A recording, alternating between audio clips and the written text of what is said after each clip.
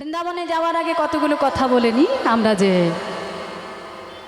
এই যে কীর্তন আস্বাদন করছি, লীলা, ভগবানের লীলা, কালীয় দমন লীলা আস্বাদন করছি। এই লীলার যারা ব্যয়ভার বহন করেছেন তাদের নামগুলো একটু ঘোষণা করব, বা যার উদ্দেশ্যে এই কীর্তন তার নামটা একটু বলবো আমরা সকলে মিলে। স্বর্গীয় পিতা গৌরাঙ্গ প্রামাণিক, স্বর্গীয়া মাতা কালিদাসী প্রামাণিক, স্বর্গীয়া কন্যা জয়ন্তী প্রামাণিক, এদের পরমাত্মার শান্তির কামনার্থে পুত্র জয়দেব প্রামাণিক, পুত্রবধূ কবিতা প্রামাণিক, কন্যা সবিতা প্রামাণিক, জামাতা মনতোষ প্রামাণিক, নাতি সূর্য প্রামাণিক এই পালাখানির ব্যয়ভার বহন করেছেন। যাদের স্মৃতির উদ্দেশ্যে বা যেনাদের স্মৃতির উদ্দেশ্যে এই কীর্তন বা এই কীর্তনের আয়োজন করেছেন বা দান করেছেন, আমরা সকলে রাধা গোবিন্দের শ্রীচরণে প্রার্থনা জানাবো। যারা আমাদের সকলকে ছেড়ে চলে গেছেন, এই ইহলোকের মায়া ত্যাগ করে চলে গেছেন, তারা যেন আমার ভগবানের চরণে আশ্রয় পায়, রাধা গোবিন্দের যুগল চরণে যেন আশ্রয় পায়, আবার পরেও জন্মগ্রহণ করে যেন তারা আমাদের মতো এই সংসার মায়ার জালে না পড়ে। কারণ এই যে আমরা সংসার মায়ার জালে পড়ে আমার আমার আমার আমার করে মত্ত হয়ে রয়েছি, আমরা ঠিকমতো ভগবানের নাম গাইতে পারছি না, নাম করতে পারছি না, সংসার মায়ার জালে আবদ্ধ হয়ে পড়ে রয়েছি। তবে তিনি মনুষ্য জন্ম গ্রহণ করুক, কারণ এই জন্ম বড় দুর্লভ জন্ম। এ বহু জন্মের পুণ্যের ফলে এমন মানব জন্ম পাওয়া যায়। তাই যিনি চলে গেছেন বা যারা চলে গেছেন তারা যেন পুনরায় মনুষ্য জন্ম পায়, তবে আমাদের মতো যেন সংসার মায়ার জালে যেন পড়তে না হয়, তারা যেন ভগবানের চরণে আশ্রয় পায়, যেন ভগবানের নাম গাইতে পারে, আর ভগবানের নাম করতে করতে যেন তাদের জীবন ধন্য করতে পারে, এই কামনা করব। আর যারা এই লীলা দান করেছেন বা পালাখানি দান করেছেন, পুত্র কন্যা জামাতা নাতি নাতনি, যারাই আত্মীয় স্বজন বন্ধু বান্ধব যারা দান করেছেন, আমরা ভগবানের চরণে প্রার্থনা করব। ভগবানের লীলা দান এত বড় দান। আমরা অনেক কিছু অনেক জায়গায় দান করতে পারি, দান করে থাকি, কিন্তু আসল জায়গায় কিন্তু দান করতে পারি না বা দান করি না। তারা দান করেছেন ভগবানের নাম, এ বড় দান, এর মতো দান আর কিছু হয় না। ভগবানের নাম দান এ হলো সর্বশ্রেষ্ঠ দান। আমরা ভগবানের চরণে প্রার্থনা জানাই তারা যেন সকলে ভালো থাকে, এইভাবে যেন বৎসরের পর বৎসর যেন দান করতে পারেন, তারা যেন সুস্থ থাকে, স্বাভাবিকভাবে জীবনযাপন করতে পারে, আর যেন কৃষ্ণ পদে মতি হয়। চলুন এই প্রার্থনা করি। বিষয় সম্বন্ধে সকলে অবগত আছেন।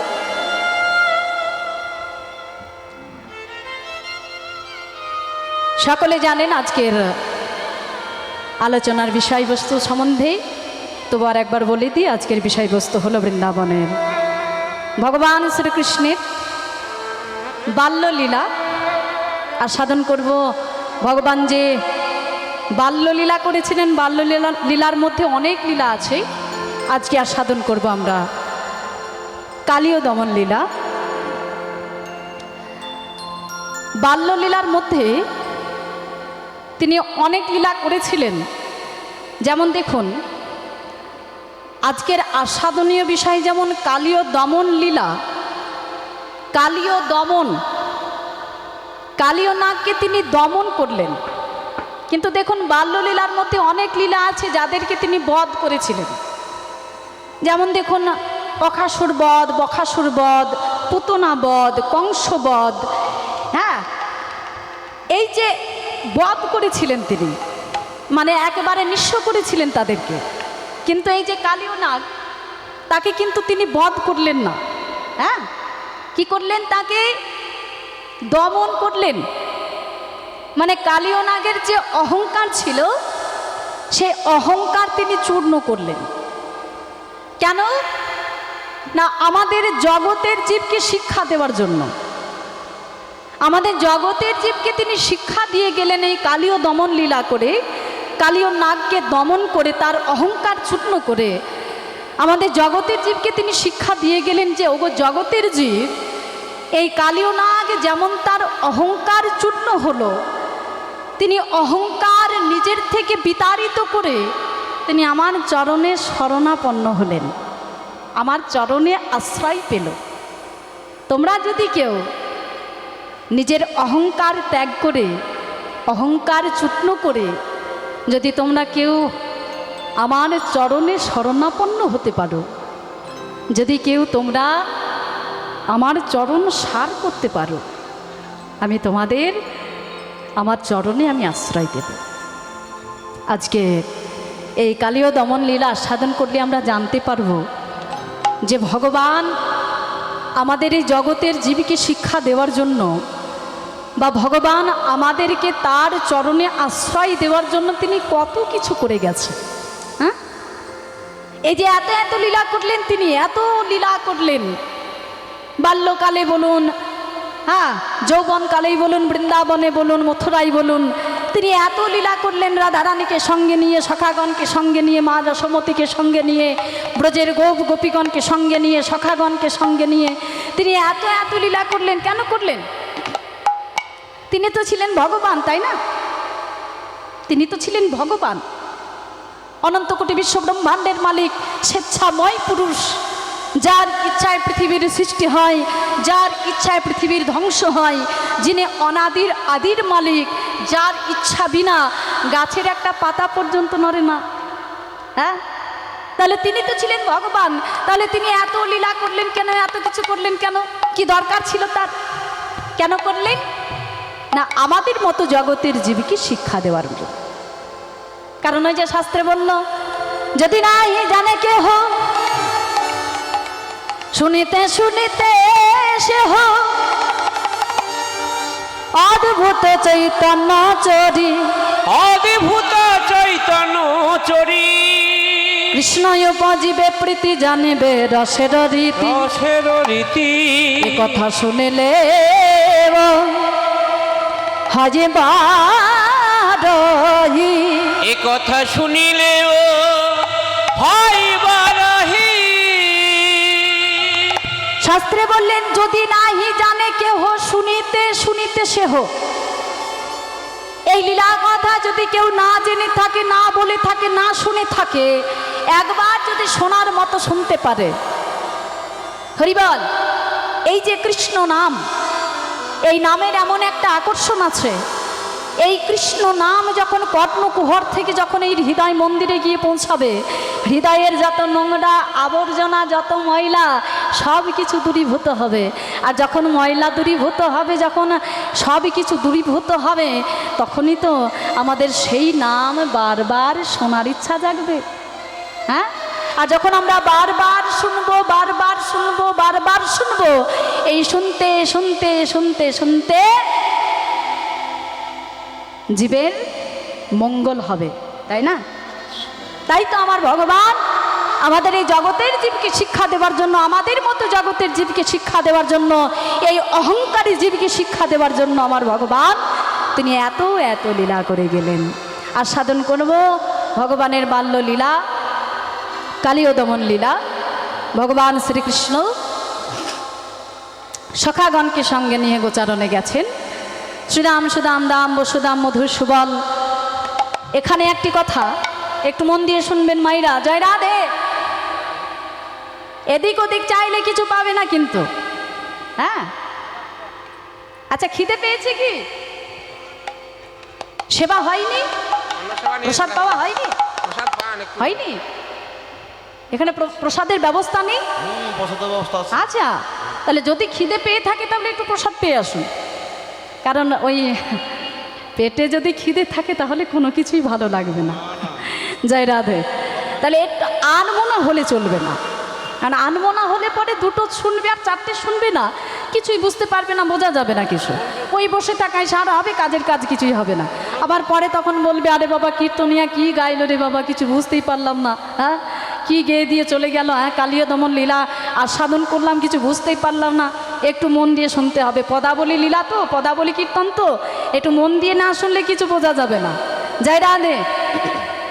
তাহলে এখানে বিষয় যেটা হলো, ভগবান শ্রীকৃষ্ণ যেদিন কালীয় দমন লীলা করে, সমস্ত সখাগণ গিয়েছিলেন, কিন্তু দাদা বলরাম যায়নি। সেই দিনকে কিন্তু দাদা বলরাম যায়নি গোচারণে। কেন যায়নি?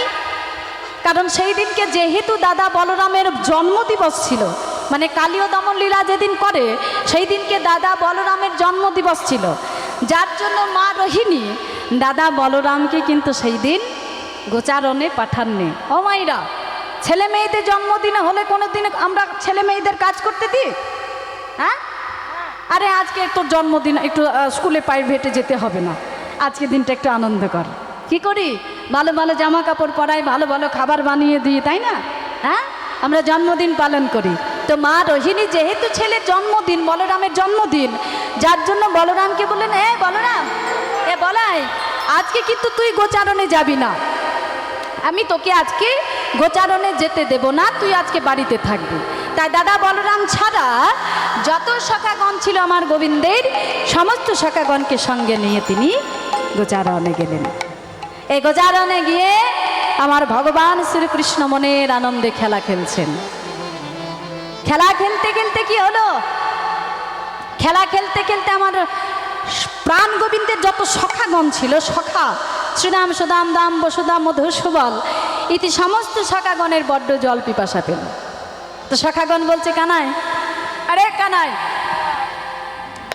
আমাদের কিন্তু বড্ড জল পিপাসা পেয়েছে, শোন আমরা জল পান করে আসি, তুই থাক, তুই ওই ধেনুর পাল দেখাশোনা কর, তুই গেলে চলবে না।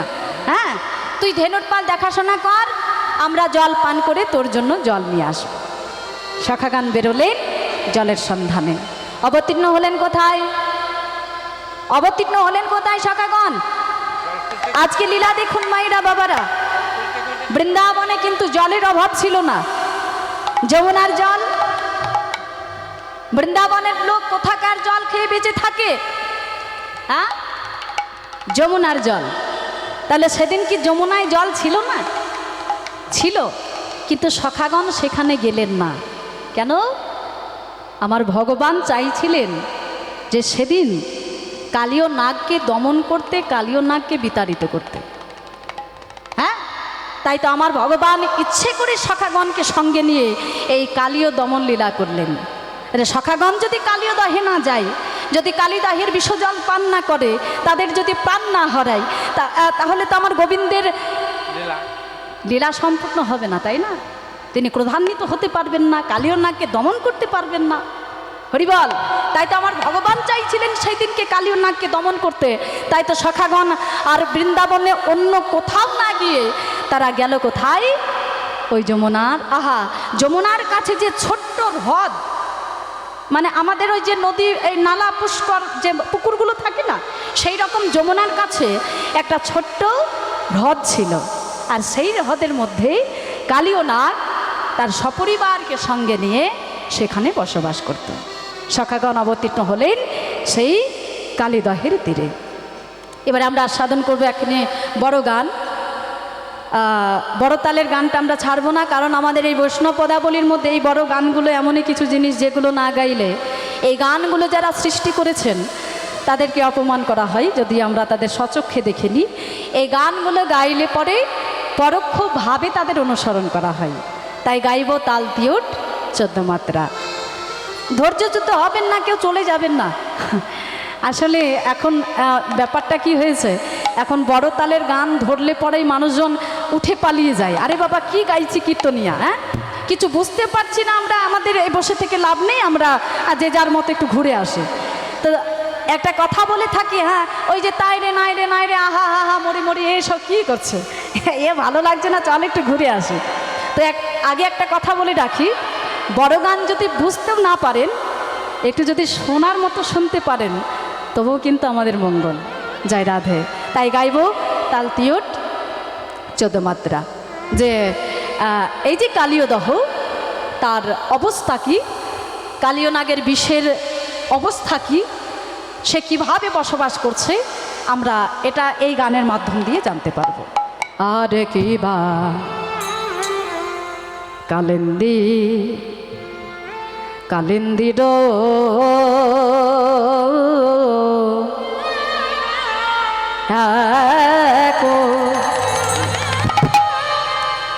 ও দহে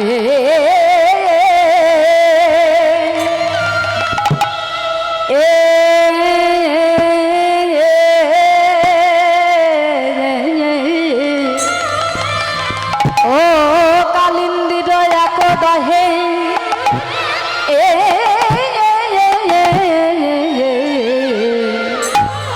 কালিজনা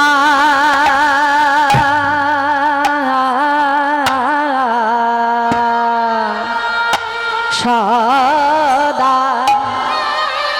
আ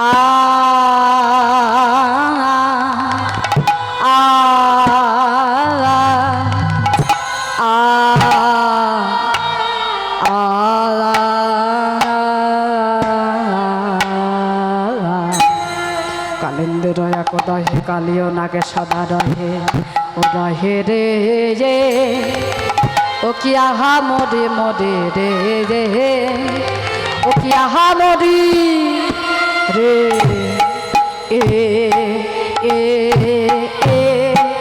এ রে রে রে রে কালিন্দির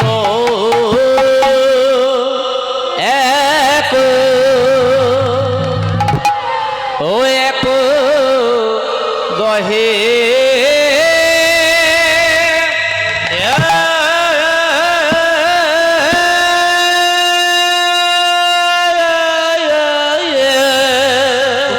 মরি রে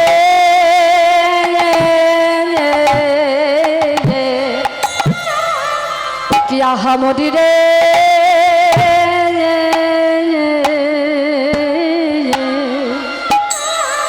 নাগের বিষেন জ্বালাই জ্বালা অঙ্গ জালে কালিও নাগে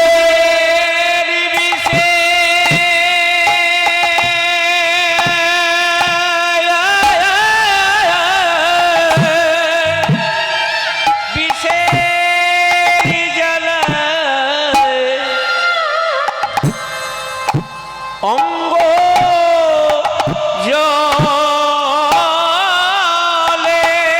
কালিয়া নাগে বিশ্বের জ্বালা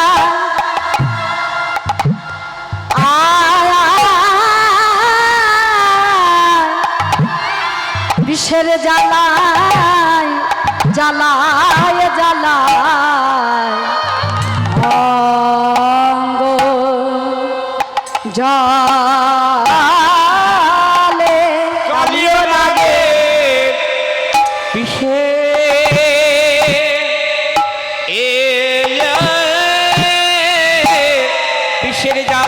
বিষের জ্বালায় জ্বালায়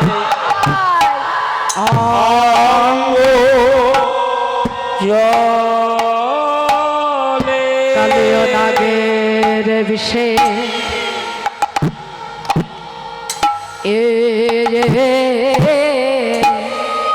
বিষের জ্বালায় জ্বালায় অঙ্গ জালে কালিও নাগের বিষে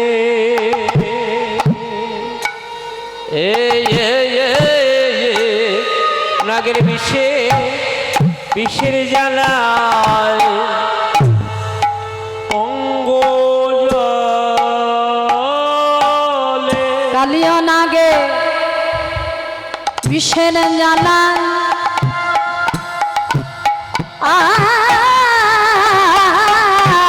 বিষের জ্বালায় জ্বালায় অঙ্গ জালে নাগের বিষে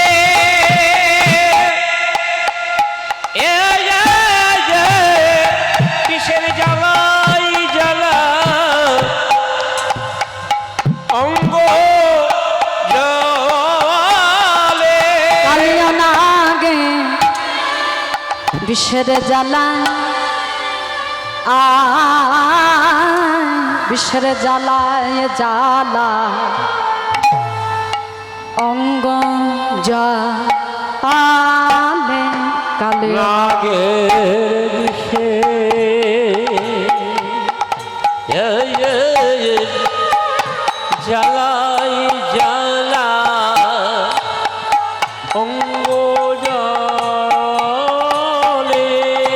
তারা কেউ তো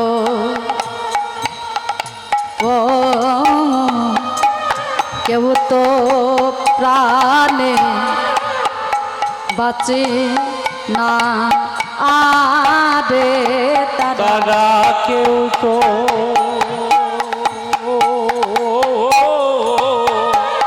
কেউ তো প্রাণে বাঁচে না গো। ওগো তারা কেউ তো ও তারা কেউ তো প্রাণে বাঁচে না আগো তারা তারা কেউ তো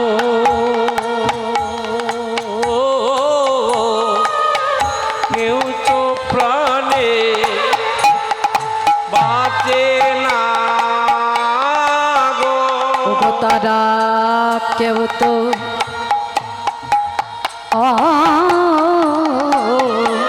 কেউ তো প্রাণে বাঁচে না আগো তারা তারা কেউ তো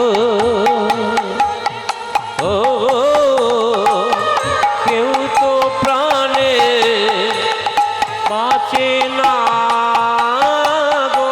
ওগো তারা কেউ তো ও তারা কেউ তো প্রাণে বাঁচে না গো তারা কেউ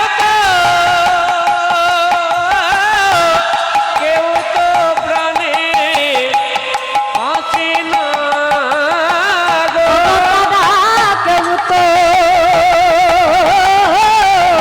কেউ তো প্রাণে বাঁচে না গো তারা কেউ তো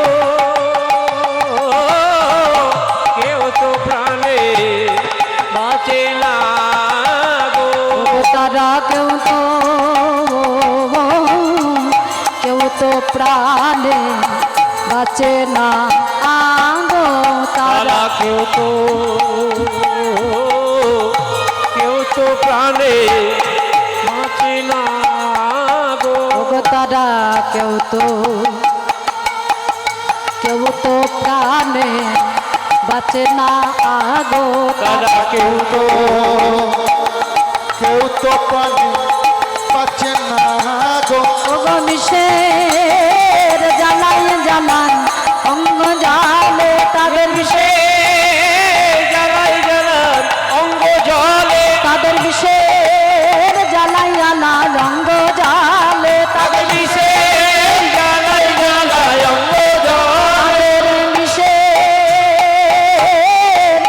জ্বালাই জ্বালান অঙ্গ জালে তাদের জ্বালাই জ্বালাই অঙ্গ জলে তাদের বিষের জ্বালাই জ্বালাই অঙ্গ জালে তাদের জ্বালাই জ্বালাই অঙ্গ জলে তারা কেউ তো প্রাণে বাঁচে না রে তারা কেউ তো প্রাণে বাঁচে না গো। তারা কেউ তো প্রাণে বাঁচে না গো তারা কেউ তো প্রাণে বাঁচে না গো। তারা কেউ তো প্রাণে বাঁচে না গো তারা কেউ তো প্রাণে বাঁচে না গো। তারা কেউ তো প্রাণে বাঁচে না গো তারা তারা কেউ তো প্রাণে বাঁচে না গো। কেউ তো প্রাণে বাঁচে না গো তারা তারা কেউ তো প্রাণে বাঁচে না গো। তারা কেউ তো প্রাণে বাঁচে না গো তারা তারা কেউ তো প্রাণে বাঁচে না গো। তারা কেউ তো প্রাণে বাঁচে না গো তারা তারা কেউ তো প্রাণে বাঁচে না গো। তারা কেউ তো প্রাণে বাঁচে না গো তারা তারা কেউ তো প্রাণে বাঁচে না গো কালিন্দের কালিন্দের যাক দহে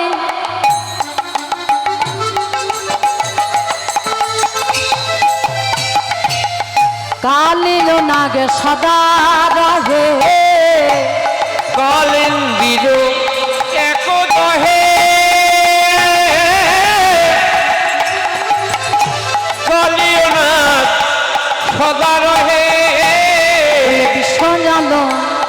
দহন সমান কিবা বিষে জল দহন সমান ওই তাহার যে পারে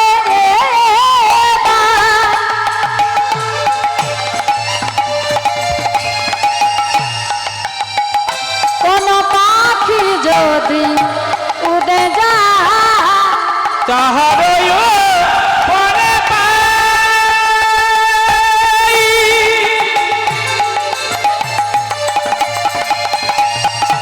কোন পাখি যদি উড়ে যায় উড়ে যায় তেজিয়া পারান ভাড়া পড়ে যায় তেজিয়া পড়া আমি তেজিয়া পাখি পড়ে যাইব প্রাণ তেজিয়া পাখি পড়ে যাইবে প্রাণ তেজিয়া পাখি পড়ে যাইব তেজিয়া পাখি পড়ে যাইবে দাদা কেউ তো প্রাণে বাঁচে না গো প্রাণ তেজিয়া পাখি পড়ে যাইব কেউ তো প্রাণে বাঁচে না গো প্রাণ তেজিয়া পাখি পড়ে যাইবে কেউ তো প্রাণে বাঁচে না গো প্রাণ তেজিয়া পাখি পড়ে যাইব কেউ তো প্রাণে বাঁচে না গো ওই কালিয়ার বিষের বাতাস ছিল রে কেউ তো প্রাণে আল্লাহর দিশে বাতাস লাগে কেউ তো প্রাণে বাঁচে না গো প্রাণ তেজিয়া পাখি পড়ে যাইব আরে পড়ে যায় তেজিয়া পড়া পড়ে যায় তেজিয়া পড়া তাহলে কালিয়া দায়ে যে কালীয় নাগ বসবাস করছেন তার বিষের এত তেজ এত তীব্রতা তার বিষের জ্বালাই সকলে জর্জরিত অবস্থা কি সেখানকার কালিন্দির একদাহে কালীয় নাগ সদা রহে বিষ জল দহন সমান মানে বিষে কালীয় নাগের বিষে এবং ওই কালিদাহের জলে মিশ্রিত হয়ে একেবারে আগুনের মতো হয়ে গেছে তাহার উপরে বাই কোনো পাখি যদি উড়ে যায় পড়ে যায় তেজিয়া পড়ায় ওই কালিদাহের উপর দিয়ে মানে এত বিষের তেজ এত তীব্রতা বাতাসে যে বিষ মিশ্রিত হয়েছে সেই বাতাস পর্যন্ত একেবারে বিষাক্ত হয়ে গেছে তাই যদি কোনো পাখি উড়ে যেতে লাগে সেই দহের উপর দিয়ে ওই কালীয় নাগের বিষের বাতাসটুকু লেগে মানে জল তো আগুনের মতো হয়ে গেছে সে তো বটেই ওই বাতাস যদি কারোর গায়ে লাগে সেও প্রাণে মারা যায় হ্যাঁ আর যখন প্রাণে মারা যায় ওই কালিদহের জলে পড়ে যায় কালীয় নাগ তাকে ভক্ষণ করে নেয় তাহলে এ তো গেল জলের কথা পাখিদের কথা দহের তীরে যত বৃক্ষ লতা পাতা ছিল তাদের দশা কি তৃণগুল্ম লতা গণ কারো দেহে নাই প্রাণ দিন গুল্ম লতা গণ কারো দেহে নাই প্রাণ তৃণগুল্ম লতা গণ ওই কারো দেহে নাই প্রাণ দিন গুল্ম লতা গণ কারো দেহে নাই প্রাণ ওই যে বন বৃক্ষ সবে মরে গেছে বন বৃক্ষ সবে মরে গেছে ওই বন বৃক্ষ সবে মরে গেছে বাবন বিখ সবে মরে গেছে তাহলে তৃণগুল্ম লতা গণ কারো দেহে নাই প্রাণ দহের তীরে যত তৃণ মানে ঘাস বৃক্ষ মানে গাছ লতাগণ পাতাগণ বড় বড় বৃক্ষ যা কিছু ছিল দহের তীরে সকলে ওই কালীয় নাগের বিষের বাতাস লেগে তারা প্রাণে মারা গেছে তাহলে তার কত বিষের তেজ তীব্রতা দর্শন করুন মায়েরা কত তেজ ছিল তার বিষের কত অহংকার ছিল তার হ্যাঁ সকলকে জরাজন্য করে দিচ্ছে সকলে প্রাণে মারা যাচ্ছে তার বিষের বাতাস লেগে কিন্তু বৃন্দাবনে যারা গেছেন সকলেই দর্শন করেছেন কদম্ব বৃক্ষ। কি দেখেননি? ও মাইরা, কদম্ব বৃক্ষ দেখেছেন তো? কোথায় অবস্থিত বলুন তো? ওই কালিদাহের তীরে। আমার ভগবান শ্রীকৃষ্ণ তার সমকালীন সেই কদম্ব বৃক্ষ আজও অমরত্ব লাভ করেছে, এখনো সে জীবিত হয়ে আছে। তাহলে কথা হচ্ছে, প্রশ্ন হচ্ছে যে কালীয় নাগের বিষের বাতাস লেগে কালিদাহের তীরে যত বড় বড় বৃক্ষ, তৃণ, লতা পাতা যা ছিল সকলে মারা গেল, তাহলে ওই কদম্ব বৃক্ষটি কেন মরল না? সবে মাত্র করু কেলি কদম্ব তরু কেলি, সাগরবে দাদাজি যায় আছে, সাগরবে মানে নিজের অহংকারে সে জীবিত হয়ে দাঁড়াই আছে। কালিয়ার বিষ তার কিছু করতে পারছে না, সে নিজের অহংকারে মানে কদম্ব বৃক্ষটা জানে নিজের অহংকারে একেবারে অমর হয়ে দাঁড়িয়ে রয়েছে। কেন? সবাই মারা গেল, সে কেন মরল না? কদম্ব বৃক্ষটি কেন মরল না? অনেকে বলে যে ভগবান শ্রীকৃষ্ণ তার তলায় দাঁড়িয়ে দাঁড়িয়ে লীলা করেছিলেন, তার তলায় দাঁড়িয়ে থাকতেন, মুরলী বাদন করতেন, তার জন্য মরছে না বা মরেনি। এটা কিন্তু নয়। হ্যাঁ, তাহলে কদম্ব বৃক্ষটি মরল না কেন কালিয়ার বিষের বাতাসে? কারণ ওই যে গরুর পক্ষী, সে তার মায়ের দাসত্ব মোচনের জন্য যখন স্বর্গ থেকে সুধা ভাণ্ড ছিনিয়ে আনে, যুদ্ধ করে ছিনিয়ে আনার পরে সে কিন্তু ওই কদম্ব বৃক্ষের ডালে বসেছিল। আর বসার পরে তিনি নিজে অমরত্ব লাভ করার জন্য, মানে তিনি নিজে অমর হওয়ার জন্য ওই সুধা ভাণ্ড থেকে তার ঠোঁট দিয়ে তিনি সুধা পান করতে গিয়েছিলেন বা পান করেছিলেন। হ্যাঁ, ওই যে ঠোঁটে লেগেছিল সুধা অমিয়, তো সেই সুধা ঠোঁটে লেগে কিন্তু ওই কদম্ব বৃক্ষে পড়েছিল বা লেগেছিল। সেই সুধা ভাণ্ডের পরশে বা সুধার পরশে, সেই অমিয় পরশে আজও সেই কদম্ব বৃক্ষটি অমরত্ব লাভ করেছে। কালিয়ার বিষ যেন তার কিছু করতে পারছে না, কেউ যেন তার কোনো ক্ষতি করতে পারছে না, সে এখনও সে অমর হয়ে রয়েছেন সেই সুধা ভাণ্ডের পরশে। তাই সবাই মারা গেলেও, মানে বড় বড় বৃক্ষ, লতা পাতা, তৃণ, গুল্ম সবাই মারা গেলেও সেই কদম্ব বৃক্ষটি কিন্তু মরল না। হরিবল। তাহলে এই যে কালীয় আমরা আস্বাদন করব, যেহেতু আজকে আস্বাদনীয় বিষয় হলো কালীয় দমন, কালীয় নাগকে দমন করছেন ভগবান, তো আমরা আস্বাদন করব এই যে কালীয় নাগ, যার এত বিষের তেজ, এত তীব্রতা, যার এত অহংকার, যার বিষের জ্বালায় সকলে জরাজন্ম, এই কালীয় নাগ কে? তিনি কে ছিলেন পূর্বজন্মে? এটা আমাদের আগে জানতে হবে, কারণ এটা না জানলে আমরা কিন্তু লীলার মাধুর্যটা বুঝতে পারবো না। হরিবল। তাহলে এই কালীয় নাগ পূর্বজন্মে কে ছিলেন?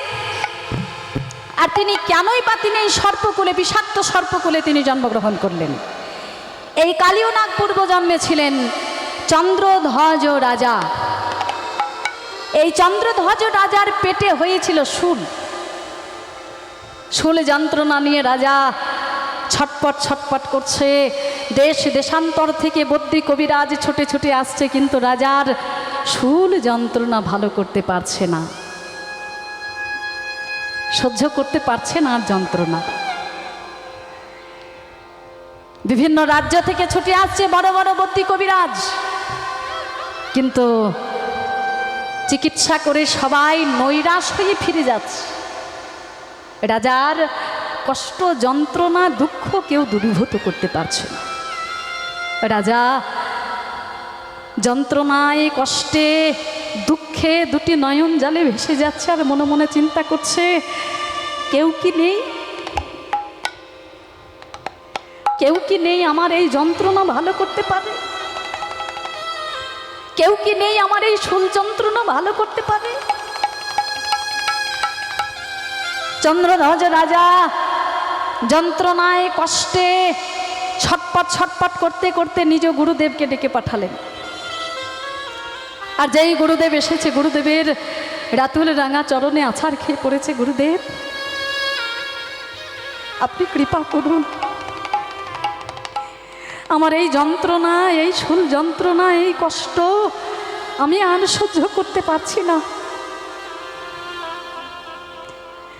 এত কষ্ট, এত যন্ত্রণা আমি আর সহ্য করতে পারছি না। গুরুদেব, আপনি কৃপা করে কোনো উপায় বলে দিন, উপায় করে দিন, যে উপায়ে আমার এই কষ্ট যন্ত্রণা দূরীভূত হবে। গুরুদেব বললেন, মহারাজ একটা উপায় আছে। বলে কি উপায়? বলে মহারাজ, আপনার এই রাজ্যে একটি সরোবর আছে, মান সরোবর। আর সেই সরোবরে একটি রাজহংস সেখানে খেলা খেলছে। আপনি যদি সেই রাজহংসের পাকস্থলী যদি ভক্ষণ করতে পারেন, সেই হংসটিকে মেরে, তাহলে আপনি যে কষ্টে, যে দুঃখে, যে যন্ত্রণায় ছটফট করছেন, এই যন্ত্রণা আপনার দূরীভূত হবে। চন্দ্রধ্বজ রাজার আনন্দ ধরছে না, মনে মনে চিন্তা করলেন, আহা হা, তাহলে আমায় আর বেশি কিছু করতে হবে না। ওই মান সরোবরে গিয়ে রাজহংসটিকে মারতে পারলেই আমার এই কষ্ট যন্ত্রণা দূরীভূত হবে। চন্দ্রধ্বজ রাজা ছুটতে ছুটতে চললেন সেই মান সরোবরে। আর মান সরোবরে অবতীর্ণ হয়ে তিনি দর্শন করলেন, সত্যি একজন হংস, একটি হংস সেই সরোবরের মধ্যে খেলা খেলছেন।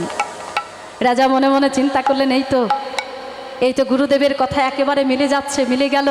এই তো হংস খেলা খেলছে, ওই হংসটিকে মারব, তার পাকস্থলী আমি ভক্ষণ করব, তাহলে আমি সব কষ্ট থেকে দূরীভূত হব। এ রাজা কি করেছে? হংসটিকে মারার জন্য উদ্যত হচ্ছেন, প্রস্তুত হচ্ছেন, মারতে হবে তো, তার পাকস্থলী ভক্ষণ করতে গেলে তো মারতে হবে, তাকে মারার জন্য প্রস্তুত হচ্ছে। যেই মারতে যাবে, হংসটি কথা বলে উঠলেন, মহারাজ, আচ্ছা আপনি কি আমায় মারতে এসেছেন? বলে, হ্যাঁ গো হংস, আমি তোমায় মারতে এসেছি, তোমায় মারবো আমি। বলে, কেন মহারাজ? আমি তো আপনার কোনো ক্ষতি করিনি, কোনো অমঙ্গল করিনি। আমি তো এই সরোবরের মধ্যে খেলা খেলি, আমি আপনার কারোর কোনো ক্ষতি করলাম না, তাহলে আপনি আমায় মারবেন কেন? বলে, ওগো হংস, আমি তোমায় কেন মারবো জানো? কারণ আমার যে পেটে শূল হয়েছে, আমার গুরুদেব বলেছে তোমার পাকস্থলী ভক্ষণ করলে নাকি আমার এই শূল যন্ত্রণা থেকে আমি মুক্ত হব। আমি তাই তো তোমায় মারতে এসেছি। এবারে হংসটি কি বলল দেখুন মাইরা। চন্দ্রধ্বজ রাজাকে বললেন, মহারাজ, আচ্ছা আমি যদি আপনাকে অন্য একটা কারণ বলতে পারি, যে কারণে আপনার এই যন্ত্রণা ভালো হবে, তাহলে আপনি আমায় মারবেন না তো? বলে, বলছো কি গো? তুমি যদি অন্য কারণ বলতে পারো, সেখানে যদি আমাকে কারোর ক্ষতি না করতে হয়, কাউকে মারতে না হয়, তাহলে আমি সেই কারণটাই আমি করব, আমি সেই কাজটাই করব, আমি তোমায় কেন মারবো? তবে আমি তোমায় ছাড়বও না। হ্যাঁ, তুমি যে কারণটা বলবে সেই কারণে যদি আমার এই যন্ত্রণা ভালো হয়, এই যন্ত্রণা দূরীভূত হয়, তাহলে আমি তোমায় ছেড়ে দেব। আর যদি ভালো না হয়, আমি তোমায় এখনো বন্দি করে রাখবো। আমি পরক্ষণে তোমায় মেরে তোমার পাকস্থলী ভক্ষণ করে আমার এই যন্ত্রণা থেকে আমি দূরীভূত হব। বলে, আচ্ছা ঠিক আছে। বলে, হংস, তাহলে বলো কি কারণে আমার এই যন্ত্রণা ভালো হবে, কি কাজ করলে আমার এই যন্ত্রণা ভালো হবে? বলে, মহারাজ, আপনার এই মান সরোবরের ঈশান কোণে একজন মুনি একটি গাছের মধ্যে পা ঝুলিয়ে ধ্যান করছে। আপনি যদি সেই মুনির পদধৌত জল যদি আপনি ভক্ষণ করতে পারেন, তাহলে আপনার যে কষ্ট যন্ত্রণা, যে শূল যন্ত্রণা, সব কিছু দূরীভূত হবে। চন্দ্রধ্বজ রাজার আনন্দ ধরছে না, মনে মনে চিন্তা করলেন, আহা হা, আমি তাহলে একজন মুনির পদধৌত জল পান করলে আমার এই যন্ত্রণা ভালো হয়ে যাবে? তাহলে আমাকে কাউকে হত্যা করতে হবে না, জীব হত্যা করতে হবে না। বাবা, মনের আনন্দে একটা পাত্রে জল নিলেন, মানে ওই মান সরোবরের জল পাত্রে নিয়ে মাথায় করে নিয়ে চললেন সেই ঈশান কোণে। আর সেখানে অবতীর্ণ হয়ে চন্দ্রধ্বজ রাজা দর্শন করলেন যে সত্যি একজন মুনি একটি গাছের মধ্যে পা ঝুলিয়ে ধ্যান করছে। চন্দ্রধ্বজ রাজা সেই মুনির কাছে গেলেন, আর মুনির কাছে গিয়ে করজোড়ে মিনতি করছে, মুনিবর, আমি আপনার কাছে বড় আশা নিয়ে এসেছি। আমার যে পেটে শুল হয়েছে, আমায় একজন বলেছে আপনার চরণ ধৌত জল পান করলে আমি আমার এই যন্ত্রণা থেকে মুক্ত হব। মুনিবর, এই কষ্ট, এই যন্ত্রণা আমি আর সহ্য করতে পারছি না। মুনিবর, আপনি যদি কৃপা করে দুখানি চরণ নয়, আপনি যদি কৃপা করে আপনার একখানি চরণ আপনি যদি বাড়িয়ে দিতেন, তাহলে আপনার ওই চরণ ধৌত করে, সেই চরণ ধৌত জল পান করে আমি আমার এই যন্ত্রণা থেকে আমি মুক্ত হতাম। মুনিবর, আপনি কৃপা করুন, আপনি কৃপা করে আপনার একখানি চরণ আপনি বাড়িয়ে দিন। চন্দ্রধ্বজ রাজার কথা মতো সেই মুনি কি করলো, গাছের মধ্যে পা ঝুলিয়েছিল তো, তাড়াতাড়ি করেই একখানা পা বাড়িয়ে দিয়েছে। আর যেই একখানা পা বাড়িয়ে দিয়েছে, চন্দ্রধ্বজ রাজা দর্শন করলেন সেই চরণে, সেই পায়ে, সারা পায়ে ঘা ঠিক ঠিক করছে, সেই ঘায়ে পোকা হয়ে গেছে, পোকা গিলগিল করছে। চন্দ্রধ্বজ রাজা মনে মনে চিন্তা করলেন, আমি চরণ ধৌত করব বটে, কিন্তু আমি জল পান করব কেমন করে? আমি তো জল পানে রুচি করতে পারবো না। ঘৃণা করলেন, অবজ্ঞা করলেন, অবহেলা করলেন চন্দ্রধ্বজ রাজা। এবারে যেই চরণ ধৌত করতে পারলেন না, সেই মুনিবারকে বললেন, মুনিবার, আমি আপনার এই চরণখানি আমি ধৌত করতে পারছি না। মুনিবার, আপনি যদি কৃপা করে আপনার ওই বাকি আর একখানি চরণ যদি আপনি বাড়িয়ে দিতেন, তাহলে মনে বড় শান্তি পেতাম।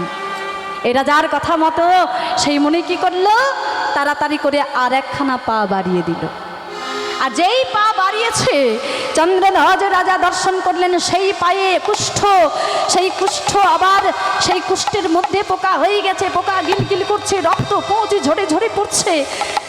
চন্দ্রধ্বজ রাজা মনে মনে চিন্তা করলেন, তাই তো, আমি যদি এখন চরণ ধৌত না করি তাহলে মুনি আমাকে অভিশাপ করবে। তাই বাধ্যতায় মুনির পদ ধৌত করলেন বটে চন্দ্রধ্বজ রাজা, কিন্তু সেই চরণ ধৌত জল পানে রুচি করতে পারলেন না, পান করতে পারলেন না। তবে এখানে আরেকটি কথা, যে পান করতে পারলেন না বলে ঘৃণা করলে, দেখুন মাইরা, আমরা যদি কোনো কিছুকে ঘৃণা করি, সেটা কি করি, আমাদের কাছ থেকে দূর করে দিই, তাই না?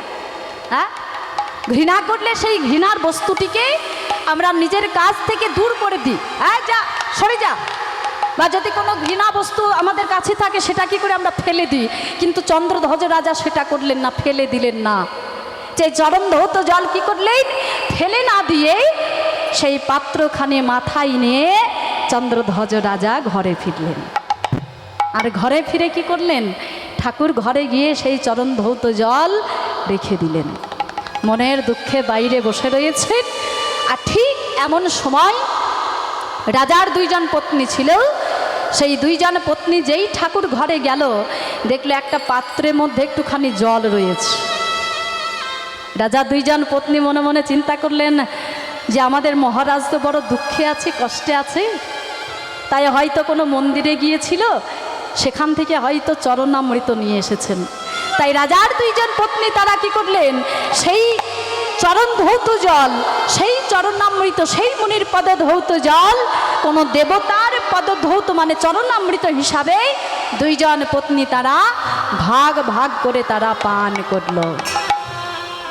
তাহলে চন্দ্রধ্বজ রাজা অবহেলা করলো, অবজ্ঞা করলো, সেই মুনি কি করলো, ক্রোধান্বিত হয়ে সেই চন্দ্রধ্বজ রাজার সম্মুখে অবতীর্ণ হলো। রাজন, আপনি আমার পদ ধৌত করলেন বটে, কিন্তু জল পানে রুচি করতে পারলেন না। আপনি করলেন আমায় অবহেলা, করলেন আমায় অবজ্ঞা, আমি দিলাম আপনাকে অভিশাপ, আপনি পরজন্মে সর্পকুলে জন্মগ্রহণ করবে। আর যেই এই কথা বললেন, যেই অভিশাপ করলেন, চন্দ্রধ্বজ রাজা দুটি নয়ন জলে ভেসে যাচ্ছে। মুনিবার, আপনি আমায় এত বড় অভিশাপ করলেন?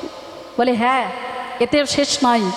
তুমি যে সর্পকুলে যাবে, সেখানে গিয়ে তোমার এত অহংকার হবে, তোমার এত বিষের তেজ হবে, এত বিষের তীব্রতা হবে, তোমার বিষের জ্বালাই সকলে জরাজন্ম হবে।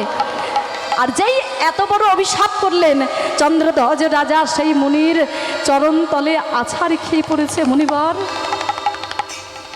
আপনি এত বড় অভিশাপ আমায় করবেন না, আপনি কৃপা করে অভিশাপ আপনি ফিরিয়ে নিন। বলে না না না, মণিবাক্য কখনো অনর্থা হয় না, অযথা হয় না, আমি যা বলেছি তাই ঘটবে। মুনিবার, তাহলে আমি কি সেই সর্পকুল থেকে, সেই অহংকার থেকে কি কোনোদিনও উদ্ধার পাবো না? বলে উদ্ধার পাবে কবে? আগত দাপর যুগে। আগত দাপর যুগে ভগবান শ্রীকৃষ্ণ তোমার মস্তকে নৃত্য করবে গো। কেন জানো? কারণ তুমি আমার চরণ ধৌত জল ফেলে না দিয়ে তুমি মস্তকে করে নিয়ে বাড়িতে ফিরেছো, ঘরে ফিরেছো, যার জন্য ভগবান শ্রীকৃষ্ণ তোমার মস্তকে নৃত্য করবে। আর নৃত্য করতে করতে করতে তোমার প্রাণ যাই যাই অবস্থা হবে, কিন্তু তোমার প্রাণ যাবে না। তোমার প্রাণ ফেরাবে কারা? তোমার পত্নীগণ। কেন? কারণ তারা আমার চরণ ধৌত জল ফেলে না দিয়ে তারা চরণামৃত হিসাবে তারা গ্রহণ করেছে। তাই তোমার পত্নীগণের করুণ ক্রন্দনে ভগবান শ্রীকৃষ্ণ তোমার ফনা হতে নামবে, তোমার অহংকার দূরীভূত করবে, তুমি সর্পকুল থেকে, অহংকার থেকে তুমি মুক্ত হবে। নিতাই গৌর হরি বল, হরি বল। তাহলে যার যেমন কর্ম তার তেমন ফল, তাই না? যে যেমন কর্ম করবে সে তেমন ফল লাভ করবে। আমরা যদি কোনো সুকর্ম করি, ভালো কর্ম করি, তাহলে ভালো ফল পাবো, ভালো ফল লাভ করব। আর যদি দিবারাত্রি যদি অকর্ম কুকর্ম করি, অকাজ কুকাজ করি, অধর্ম করি, লোকের ক্ষতি করি, মানুষের ক্ষতি করি, ক্ষতি চাই, তাহলে কি হবে? আমাদের কি ভালো হবে? মায়েরা, আমাদের ভালো হবে? হবে না। দেখো, এই যে আমাদের এই 2 বছর 3 বছর আগে এই যে করোনা রোগ হয়েছিল, করোনা, তো আমরা ভগবানকে দোষারোপ করছি যে প্রভু তোমাকে এত ভালোবাসে মানুষজন, তোমার এত পূজা করে, তবে তুমি মানুষজনকে এত কেন দুঃখ দিচ্ছ, এত কেন কষ্ট দিচ্ছ? তুমি তো চাইলেই সব কিছু করতে পারো, তুমি তো চাইলেই সব কিছু সুস্থ করে দিতে পারো, সবাইকে সুস্থ করতে পারো, তবে তুমি কেন এত কষ্ট দিচ্ছ? আমরা ভগবানের উপরে দোষারোপ করছিলাম, তাই না? তাই তো?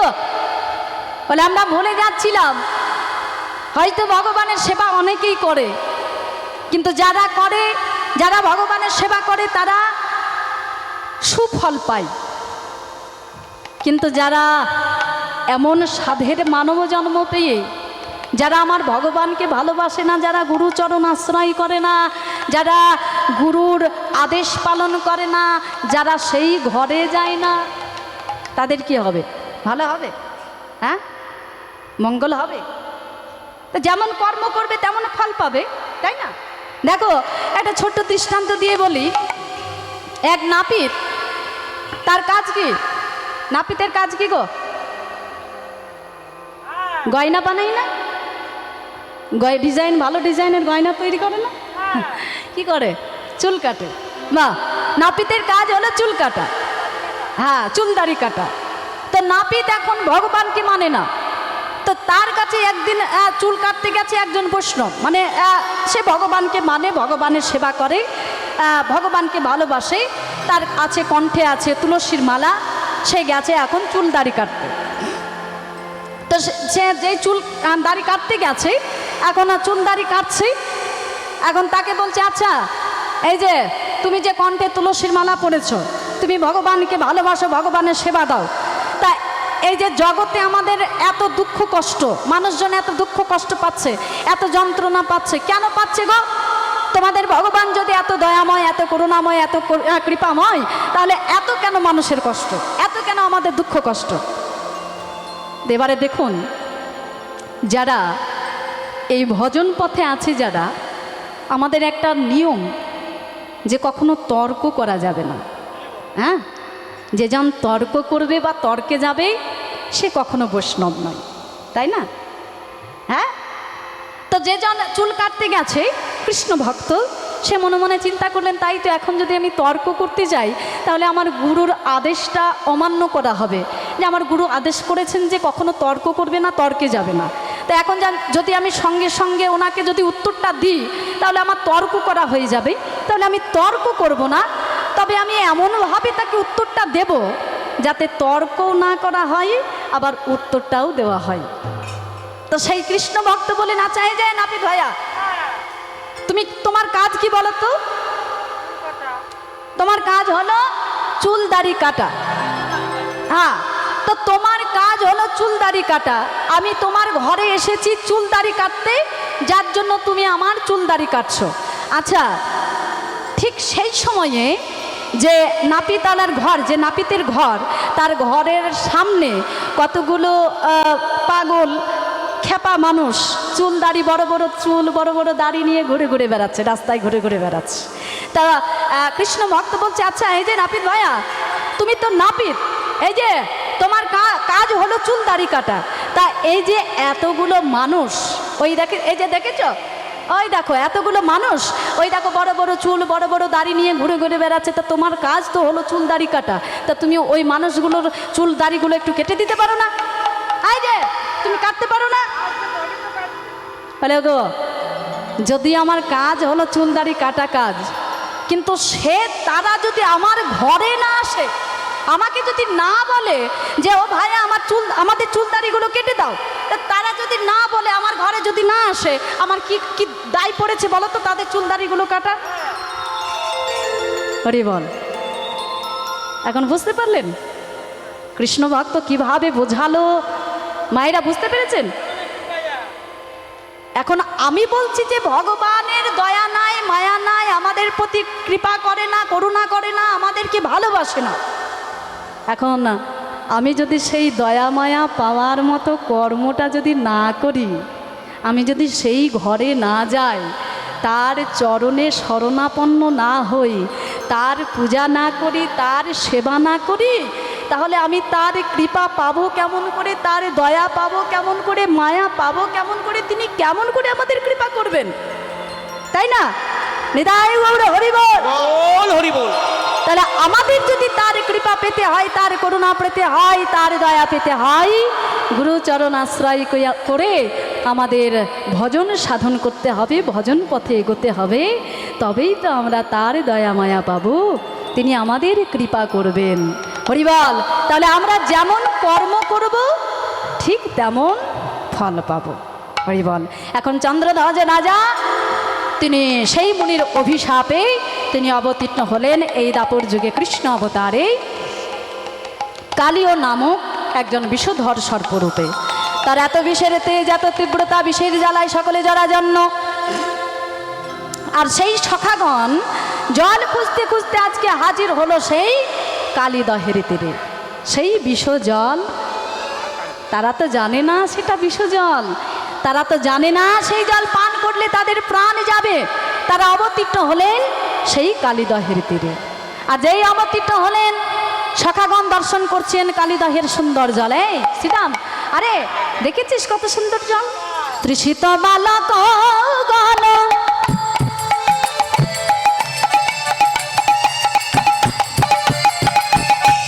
দেখিস স্নিগ্ধ জীবন, তৃষিত বালক গান,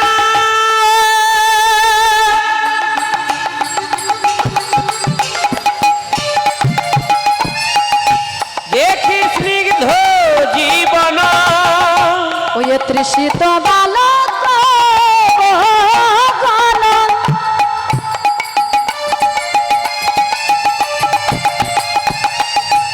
ওই দেখিস স্নিগ্ধ জীবন, তৃষিত বালক গান,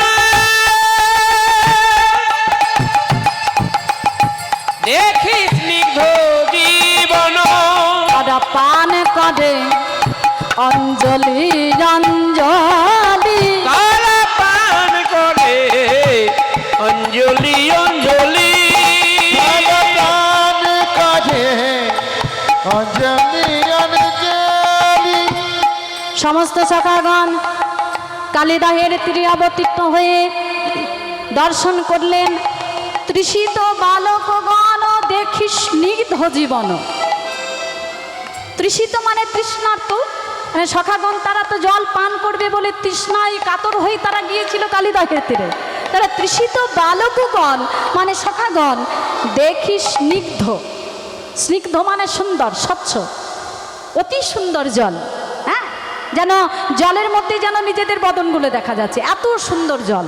তাহলে তৃষিত বালকগণ দেখি স্নিগ্ধ জীবন পান করে অঞ্জলি অঞ্জলি। এখানে কিন্তু প্রাণ নয়, পান, পানীয়।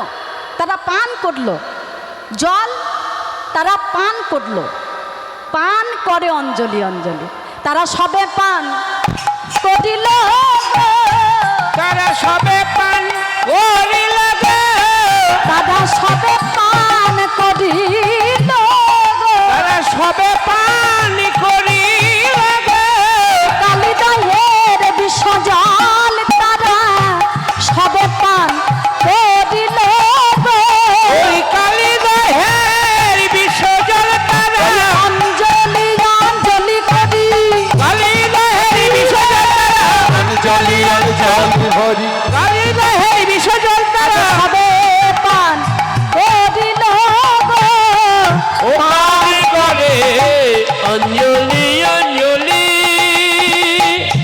পান করে অঞ্জলি অঞ্জলি। তাহলে ব্রজবালকগণ কালিদাহের বিষজল তারা পান করলো, আর পান করে তাদের দশা কি হলো? বিষে ছটপট করে কালিদাহের তীরে, অলিয় দহের তীরে ঢলিয়া পড়িল সকলে। ওই না ঢলিয়া পড়িল সকলে। বিষজল পান করে ব্রজবালকগণ সবাই ঢলে পড়ল। আমাইরা, আমরা যদি কেউ বিষ পান করি আমাদের দশা কি হবে? বিষে ছটপট করবো বিষের জ্বালাই, হ্যাঁ তাই না? তো ব্রজবালকগণ তারা তো কালিদাহের বিষজল পান করলো, এখন তাদের দশা কি হবে? তারা ছটপট করছে। তবে আমরা যদি কোনো কষ্ট পাই, দুঃখ পাই, মানে আমাদের যখন সেই সময় আসে আমরা মৃত্যু শয্যায় পড়ে আমরা কাকে স্মরণ করি বলো তো? ভগবানকে। কাকে স্মরণ করি? গোবিন্দকে। তবে সেই অভ্যাসটা যদি থাকে তবেই তাকে স্মরণ করব। কিন্তু আমার যদি সেই অভ্যাসটাই না থাকে, হরি বল, আমি যদি এখন থেকে যদি আমি অভ্যাস করে রাখি তাকে স্মরণ করে করে, তবেই কিন্তু সেই সময়ে আমাকে তাকে স্মরণে আসবে। হরি বল, এখানে এটা কিন্তু জরুরি কথা। আমি যদি এখন থেকে যদি অভ্যাস করি, অভ্যাস থাকে আমার, তবেই কিন্তু সেই সময় আমার তাকে স্মরণে আসবে। আমি যদি অভ্যাস না করি তাহলে কি করে স্মরণে আসবে? হরি বল। অনেকেই আছে, অনেকে বলে না মৃত্যু শয্যায়, ওরে আমার মেয়েকে ডাক রে, ওরে আমার নাতনি আছে ওখানে ডাক, আমার খুব ইচ্ছে তার মুখখানা একবার আমি দেখব। মেয়েকে নিয়ে আয়, আমার ছেলেকে নিয়ে আয়, আমি তাদের মুখখানা শেষ দেখা দেখিয়ে তারপরে যাব, তাছাড়া আমার প্রাণ যাচ্ছে না রে। বলে না ও মায়েরা, বলে না? হ্যাঁ, তাহলে আমরা হলাম কলির জীব, আমরা সব সময় সংসারের কথা চিন্তা করি। সেদিনও চলে যাওয়ার সময়ও কিন্তু আমরা ভগবানকে, অনেক মানুষ আছে যারা ভগবানকে স্মরণ করতে পারে না। হ্যাঁ, অনেকেই আছে। আমার বাড়ির পাশে একটা কথা বলি, আমার বাড়ির পাশে আমার মানে শাশুড়ি মাই হচ্ছে দুঃসম্পর্কে শাশুড়ি মা। তো এমন অবস্থা, প্রাণ যাই অবস্থা, মানে ছেলে বৌমা কি করেছে, ছেলে বউ ওই ভাগবত পাঠক যারা পাঠ করে যারা, তাদেরকেও ডেকে এনেছে। ভাগবত পাঠ চলছে, হ্যাঁ, কিন্তু সেই মানুষটার কেমন কপাল দেখুন, যাবার সময় হয়ে গেছে কিন্তু তিনি গেলেন না। এখন সেই মানুষটা এখন হেঁটে বেড়াচ্ছে। তো তাকে আমরা জিজ্ঞাসা করছি, আচ্ছা বড় মা, তোমার যে এই অবস্থা হয়েছিল, তোমার যে একেবারে তুমি শয্যাশায়ী হয়ে গেলে, আমরা তো ভাবলাম তুমি মারা যাবে, তা তোমার তখন কি মনে হচ্ছিল বলো তো? বলে হ্যাঁ, এত তাড়াতাড়ি আমি যাব, হ্যাঁ, এত তাড়াতাড়ি তোদেরকে ছেড়ে যাব আমি? এখন আমি অনেক দিন বাঁচবো, অনেক দিন থাকবো। বলে আচ্ছা সে নয়, তুমি থাকবে, তা তোমার তখন কি মনে হচ্ছিল বলো তো? বলে কেন, আমাকে নিতে এসেছিল সবাই। বলছে দেখুন, বলে আমার স্বামী আমাকে দেখা দিচ্ছেন, আমার কাছে এসো বলছে, সকলে বলছে। তা আমি বললাম যে কেন আমি এখন তোমাদের কাছে যাব? এখন আমি তোমাদের কাছে যাব না, আমি এখন থাকবো, এখন আমি এখানে থাকবো, সবার কাছে থাকবো, সবাইকে নিয়ে থাকবো, এত তাড়াতাড়ি আমি চলে যাব নাকি? তো আমি বলছি আচ্ছা তোমার একবার ভগবানের নাম করতে ইচ্ছে হলো না? বলে না, সে তো মনে হয়নি। বলে ভগবানকে ইচ্ছে মানে নাম করতে ইচ্ছে হয়নি? বলে না, তা তো হয়নি। তো এখনো অনেক মানুষ আছে যারা আসলে মনে আসবে কি করে বলো তো? সেই অভ্যাসটা তো নেই, হ্যাঁ, সেই অভ্যাসটা থাকবে তবেই তো সেই সময় আমার তার কথা মনে আসবে, তার কথা স্মরণে আসবে। এখন সখাগণ তারা তো বিষজল পান করেছে, বিষের জ্বালায় ছটফট ছটফট করছে, ঢলিয়া পড়িল সকলে, সকলে ঢলে পড়েছে। কিভাবে ঢলে পড়েছে?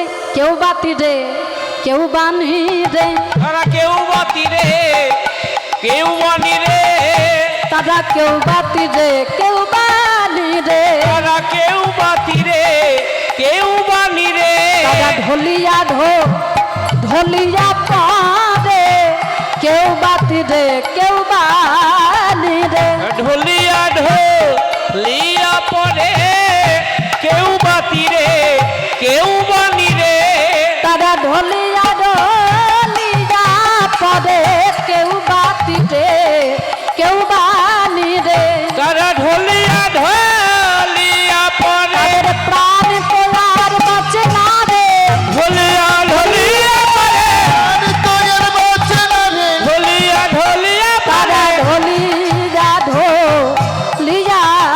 পড়ে।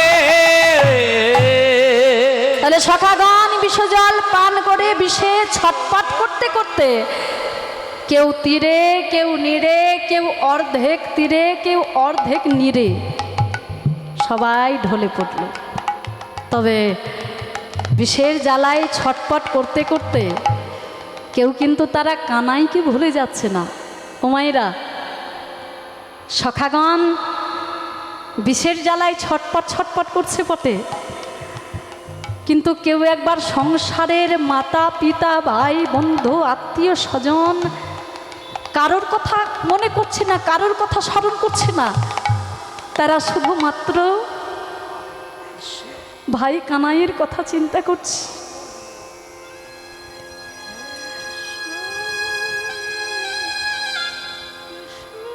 দুটি নয়ন জলে ভেসে ভেসে বলছে, কানাই আর বুঝি তোর বদন দেখতে পাবো না রে ভাই,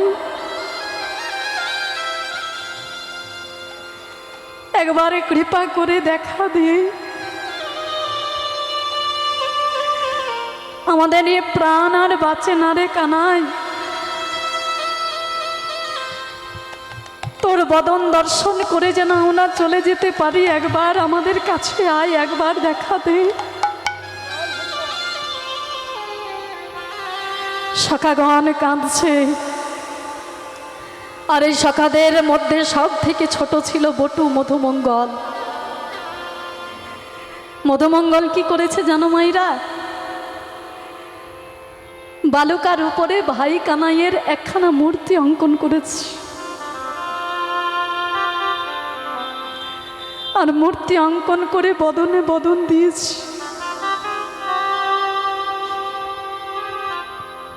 বদনে বদনে দিয়ে দুটি নয়ন জলে ভেসে ভেসে বলছে, কানাই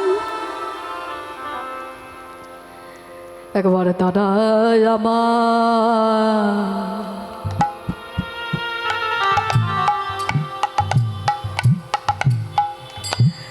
আমার আখি রাগে একেবারে দাঁড়া তাই গৌর হরি বল হরি বল হরি বল আখি লাগে একবার দাঁড়ায়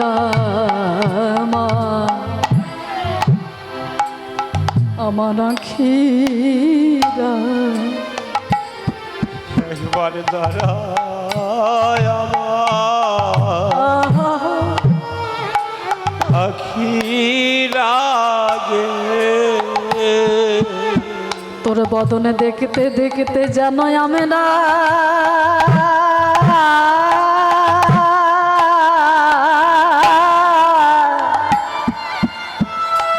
আমরা মরতে পারি একবার দাঁড়ায় আমার আখি তোর বদলে দেখতে দেখতে যেন আমরা মরতে পারে একবারে দাঁড়ায় আমার আখে লাগে তোর বদন দেখিতে দেখিতে যেন আমরা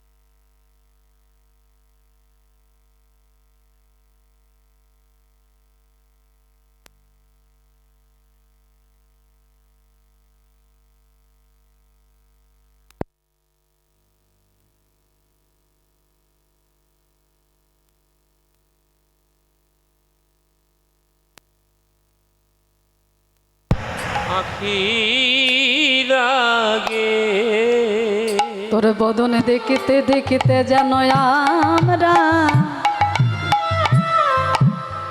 আমরা মরতে পারি একবার দাদা আমার আমার আখি লাগে তোর বদনে দেখিতে দেখিতে আমরা মরতে পারে বলে ওরে ওরে আমার জীবন কানায় তোর বদনে দেখিতে দেখিতে মরতে পারে বলে ওরে ওরে আমার ভাই রে কানাই তারে আমার আখি লাগে বলে ওরে ওরে আমার জীবন কানাই একবার দাঁড়া আমার আখি লাগে বলে ওরে আমার ভাই রে কানাই একবার দাঁড়া আমার আখি লাগে বলে ওরে আমার জীবন কানাই একবার দাঁড়া আমার আখি লাগে বলে ওরে আমার ভাই রে কানাই এবার দাদা আমার আখি লাগে বিদায় গৌর হরি বল হরি বল। দাদা আমার আখি লাগে আমার ভাই রে কানাই দাদা আমার আখি লাগে ওরে আমার ভাই রে কানাই দাদা আমার আখি লাগে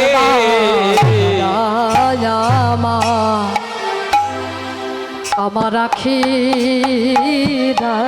আগে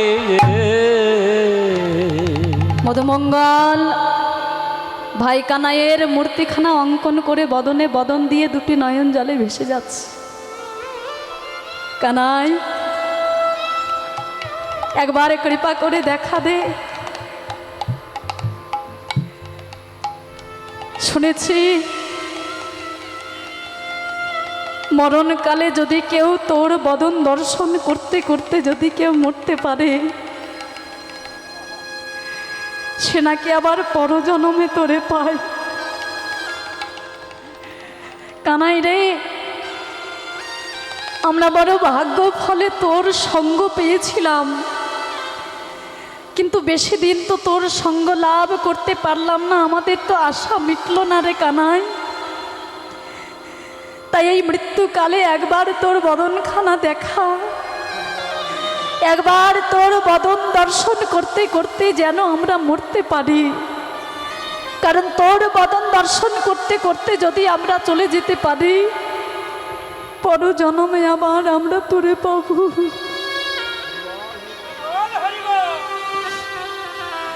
কানাই একবার দেখা দে ভাই। মধুমঙ্গল দুটি নয়ন জলে ভেসে যাচ্ছে। সকাদের থেকে সব থেকে ছোট ছিল বটু, হরিবল হরিবল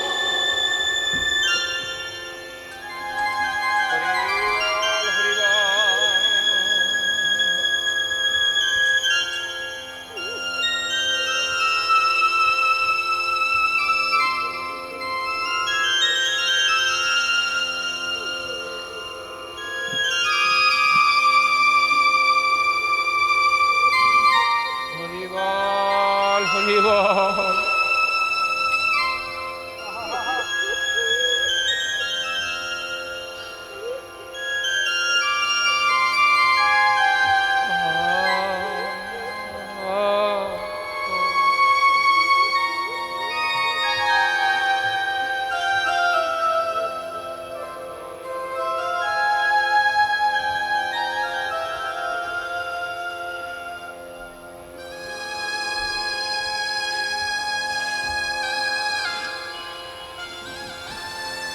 হরিবল, একেই তো বলে ভক্ত, তাই না মা? যিনি সদা সর্বদা আমার ভগবানকে স্মরণ করতে পারেন, যিনি শেষ কালে আমার ভগবানকে ভুলে না যায়, তিনি তো আমার ভগবানের ভক্ত। নিতাই গৌর হরিবল, হরিবল। হরিবল হরিবল। মধুমঙ্গল দুটি নয়ন জলে ভেসে যাচ্ছে আর কানাইকে স্মরণ করছে। সখ্যরসের ভক্ত ছিলেন সখাগণ। এমন নয়ন জলে বক্ষ ভাসিয়ে যদি কেউ আমার ভগবানকে ডাকে, আমার ভগবান কি দূরে সরে থাকতে পারে গো? সখাগণ ভাই কানাই বলতে বলতে সমস্ত সখাগণ প্রাণ হারালেন, প্রাণ হারিয়ে পড়লেন তারা। আর ওদিকে ভগবান তিনি আর দূরে সরে থাকতে পারছেন না, ধৈর্য ধরে তিনি আর দাঁড়িয়ে থাকতে পারছেন না। ছুটতে ছুটতে চললেন সখাগণের কাছে। আর যেই সখাগণের সম্মুখে অবতীর্ণ হলেন, দেখলেন সখাগণ সবাই কেউ তীরে, কেউ নীরে, কেউ অর্ধেক তীরে অর্ধেক নীরে সবাই পড়ে আছে। সখাগণ সবাইকে ডাকছে, কিন্তু কেউ কোনো কথা বলতে পারছে না। প্রাণ থাকবে, দেহে প্রাণ থাকবে, তবেই তো কথা বলবে বাবা। বলার প্রাণটুকুই তো নেই। যিনি বলবেন তিনি তো নেই, তিনি তো দেহ ছেড়ে চলে গেছেন, তাহলে কথা বলবে কে? আমার প্রাণ গোবিন্দ, আমার প্রাণ গোবিন্দ সখাগণের এই দুর্দশা আর সহ্য করতে পারলেন না। মনে মনে চিন্তা করলেন, আমার সখাগণের এমন দশা তো আমি সইতে পারবো না। আমার সখাগণের তো প্রাণ ফেরাতে হবে। আমি সখাগণের এমন দুর্দশা আমি তো সহ্য করতে পারবো না। তাই আমার প্রাণ গোবিন্দ সখাগণের প্রাণ ফেরানোর জন্য তিনি কি করলেন? অমৃত বর্ষণ দৃষ্টি করিলেন আকৃষ্টি। অমৃত বর্ষণ দৃষ্টি করিলেন আকৃষ্টি। অমৃত বর্ষণ দৃষ্টি করিলেন আকৃষ্টি। অমৃত বর্ষণ দৃষ্টি করিলেন আকৃষ্টি। প্রাণ পেল সব সখাগণে, সখাগণে প্রাণ পেল সব সখাগণে, ও কি আহারে। প্রাণ পেল সব সখাগণে, ও কি আহারে। প্রাণ পেল সব সখাগণে, আহারে। সমস্ত সখাগণ আমার প্রাণ গোবিন্দের অমৃত বর্ষণ দৃষ্টির দ্বারাই প্রাণ ফিরে পেল। আমার ভগবান সখাগণের অমন দুর্দশা সইতে পারলেন না, প্রাণ ফিরিয়ে দিলেন। আমার ভগবান তিনি তো ইচ্ছে করলে সব কিছু করতে পারে, তাই না? তার ক্ষমতা আছে না, অষ্টপ্রকার সিদ্ধি। তিনি চাইলেই সব কিছু করতে পারেন। অনিমা মহিমা লঘিমা গরিমা প্রাপ্তি প্রাগম্য সীতা বসিতা। তার আছে না অষ্টপ্রকার সিদ্ধি, 8টি শক্তি। আমার ভগবান নিজ শক্তি দিয়ে সখাগণের প্রাণ ফেরালেন। আর যেই প্রাণ ফিরিয়ে পেল সখাগণ, সমস্ত সখাগণ সম্মুখে ভাই কানাইকে দর্শন করে ভাই কানাইকে জড়িয়ে ধরেছে। কানাই, কানাই তুই এসেছিস? কানাই রে, তুই যদি না আসতিস তাহলে আমাদের কি হতো বলতো? এই দহের জল পান করে না জানি আমাদের কি হলো। আমরা সকলে ঢলে পড়লাম, আর কিছুক্ষণের মধ্যে আমাদের যে কি হলো আমাদের আর কিছু মনে নাই। গোবিন্দ বললেন, ওরে সখা, তোরা চিন্তা করিস না, তোরা একটু ধৈর্য ধরে দাঁড়া, একটু ধৈর্য ধর। আমি তোদের ওই কালিদাহের বিষ জল পান করে তোরা প্রাণ হারিয়েছিলিস। আমি এই কালীয় নাগের মতো বিষধর সর্প এই বৃন্দাবনে আমি থাকতে দেব না। কারণ এই বৃন্দাবন হলো আমার মাধুর্য মণ্ডিত বৃন্দাবন। এই বৃন্দাবনে ওই কালীয় নাগের মতো বিষধর সর্প আমি তাকে বসবাস করতে দেব না। তোরা একটু ধৈর্য ধরে দাঁড়া, আমি কালীয় নাগকে দমন করে তাকে বিতাড়িত করে আমি উঠে আসি। তাই গোবিন্দ কি করলেন? বসনায় আটিয়া পড়ি কদম্বের ডালে চড়ি। বসনয়া টিয়া পরি কদম্বের ডালে চড়ি। কদম্বের ডালে চড়ি বসনয়া টিয়া পরি কদম্বের ডালে চড়ি। কদম্বের ডালে চড়ি বসনয়া টিয়া পরি কদম্বের ডালে চড়ি। কদম্বের ডালে চড়ি বসনয়া টিয়া পরি কদম্বের ডালে চড়ি। আমি দিল কালিন্দির জীবনে জীবনে ঝাঁপি দিল কালিন্দি জীবনে জীবনে। ঝাঁপ দিল কালিন্দির জীবনে জীবনে। ঝাঁপি দিল কালিন্দি জীবনে জীবনে। আমার গোবিন্দ কি করলেন? কালীয় নাগকে দমন করার জন্য বসনেটে পড়লেন, সুন্দরভাবে মাথায় বাঁধলেন, ওই যে মাথার চূড়া সুন্দরভাবে বেঁধে এবারে গোবিন্দ আমার কি করলেন? মুরলীখানা ভালো করে কটিতে কটিতে গুজে নিলেন। এবারে কদম্ব বৃক্ষের ডালে উঠে আমার প্রাণ গোবিন্দ ঝাঁপ দিয়ে পড়লেন কালিদহের জলে। আর যেই কালিদহের জলে ঝাঁপ দিল, তীরে দাঁড়িয়েছিল সখাগণ। সখাগণ দুটি নয়ন জলে ভেসে যাচ্ছে। ওরে কানাই, যে কালিদহের জল পান করে আমরা প্রাণ হারালাম, কানাই তুই কিনা সেই কালিদহের জলে ঝাঁপ দিলি রে। ওই কালিদহের বিষজল পান করে আমরা প্রাণ হারালাম, তুই এসে আমাদের প্রাণ বাঁচালি। কিন্তু কানাই, তোর যদি কিছু হয়ে যায়, তোর যদি কোনো অমঙ্গল হয়, আমরা তো তোকে বাঁচাতে পারবো না ভাই। তুই কেন ওই কালিদহের বিষজলে তুই ঝাঁপ দিলি কানাই রে? তুই তাড়াতাড়ি উঠে আয়, তোর এই দৃশ্য আমরা দর্শন করতে পারবো না। তোর যদি কিছু হয়ে যায় আমরা সহ্য করতে পারবো না। আমরা ঘরে গিয়ে মা যশোমতীকে কি বলবো বলতে পারিস? গোবিন্দ বললেন, ওরে সখা তোরা চিন্তা করিস না, তোরা একটু ধৈর্য ধরে দাঁড়া, আমি কালীয় নাগকে দমন করে আমি তারপরে উঠে আসছি। আমার গোবিন্দ কি করলেন? কালিদহের জলে সাঁতার দিচ্ছে। তা দেখে বালকগণ করে উচ্চ রুদন, ওরে কানাই কি কার্য করিলি? ওরে কানাই কি কার্য করিলি? জানো দাস বড় দুঃখী, মনমান্তর কার্য দেখি, ব্রজদের সুখ মিটিল সকলি। ব্রজের সুখ মিটিল সকলি। আমার গোবিন্দ কি করলেন?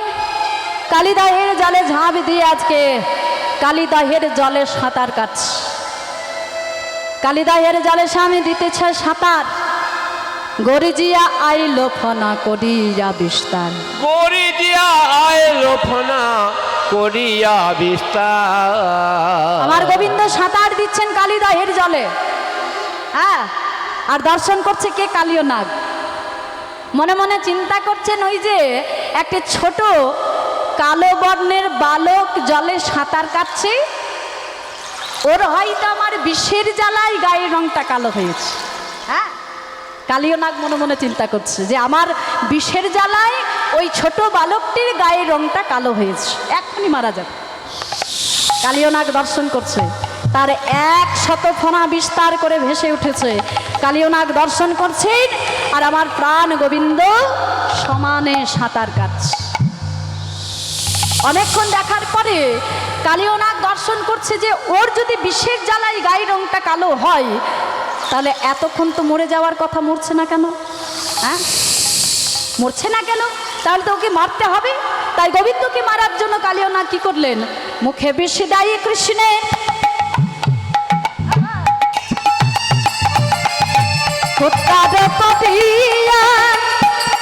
আজ চরণে দংশন করে কোটিতে বেরিয়া।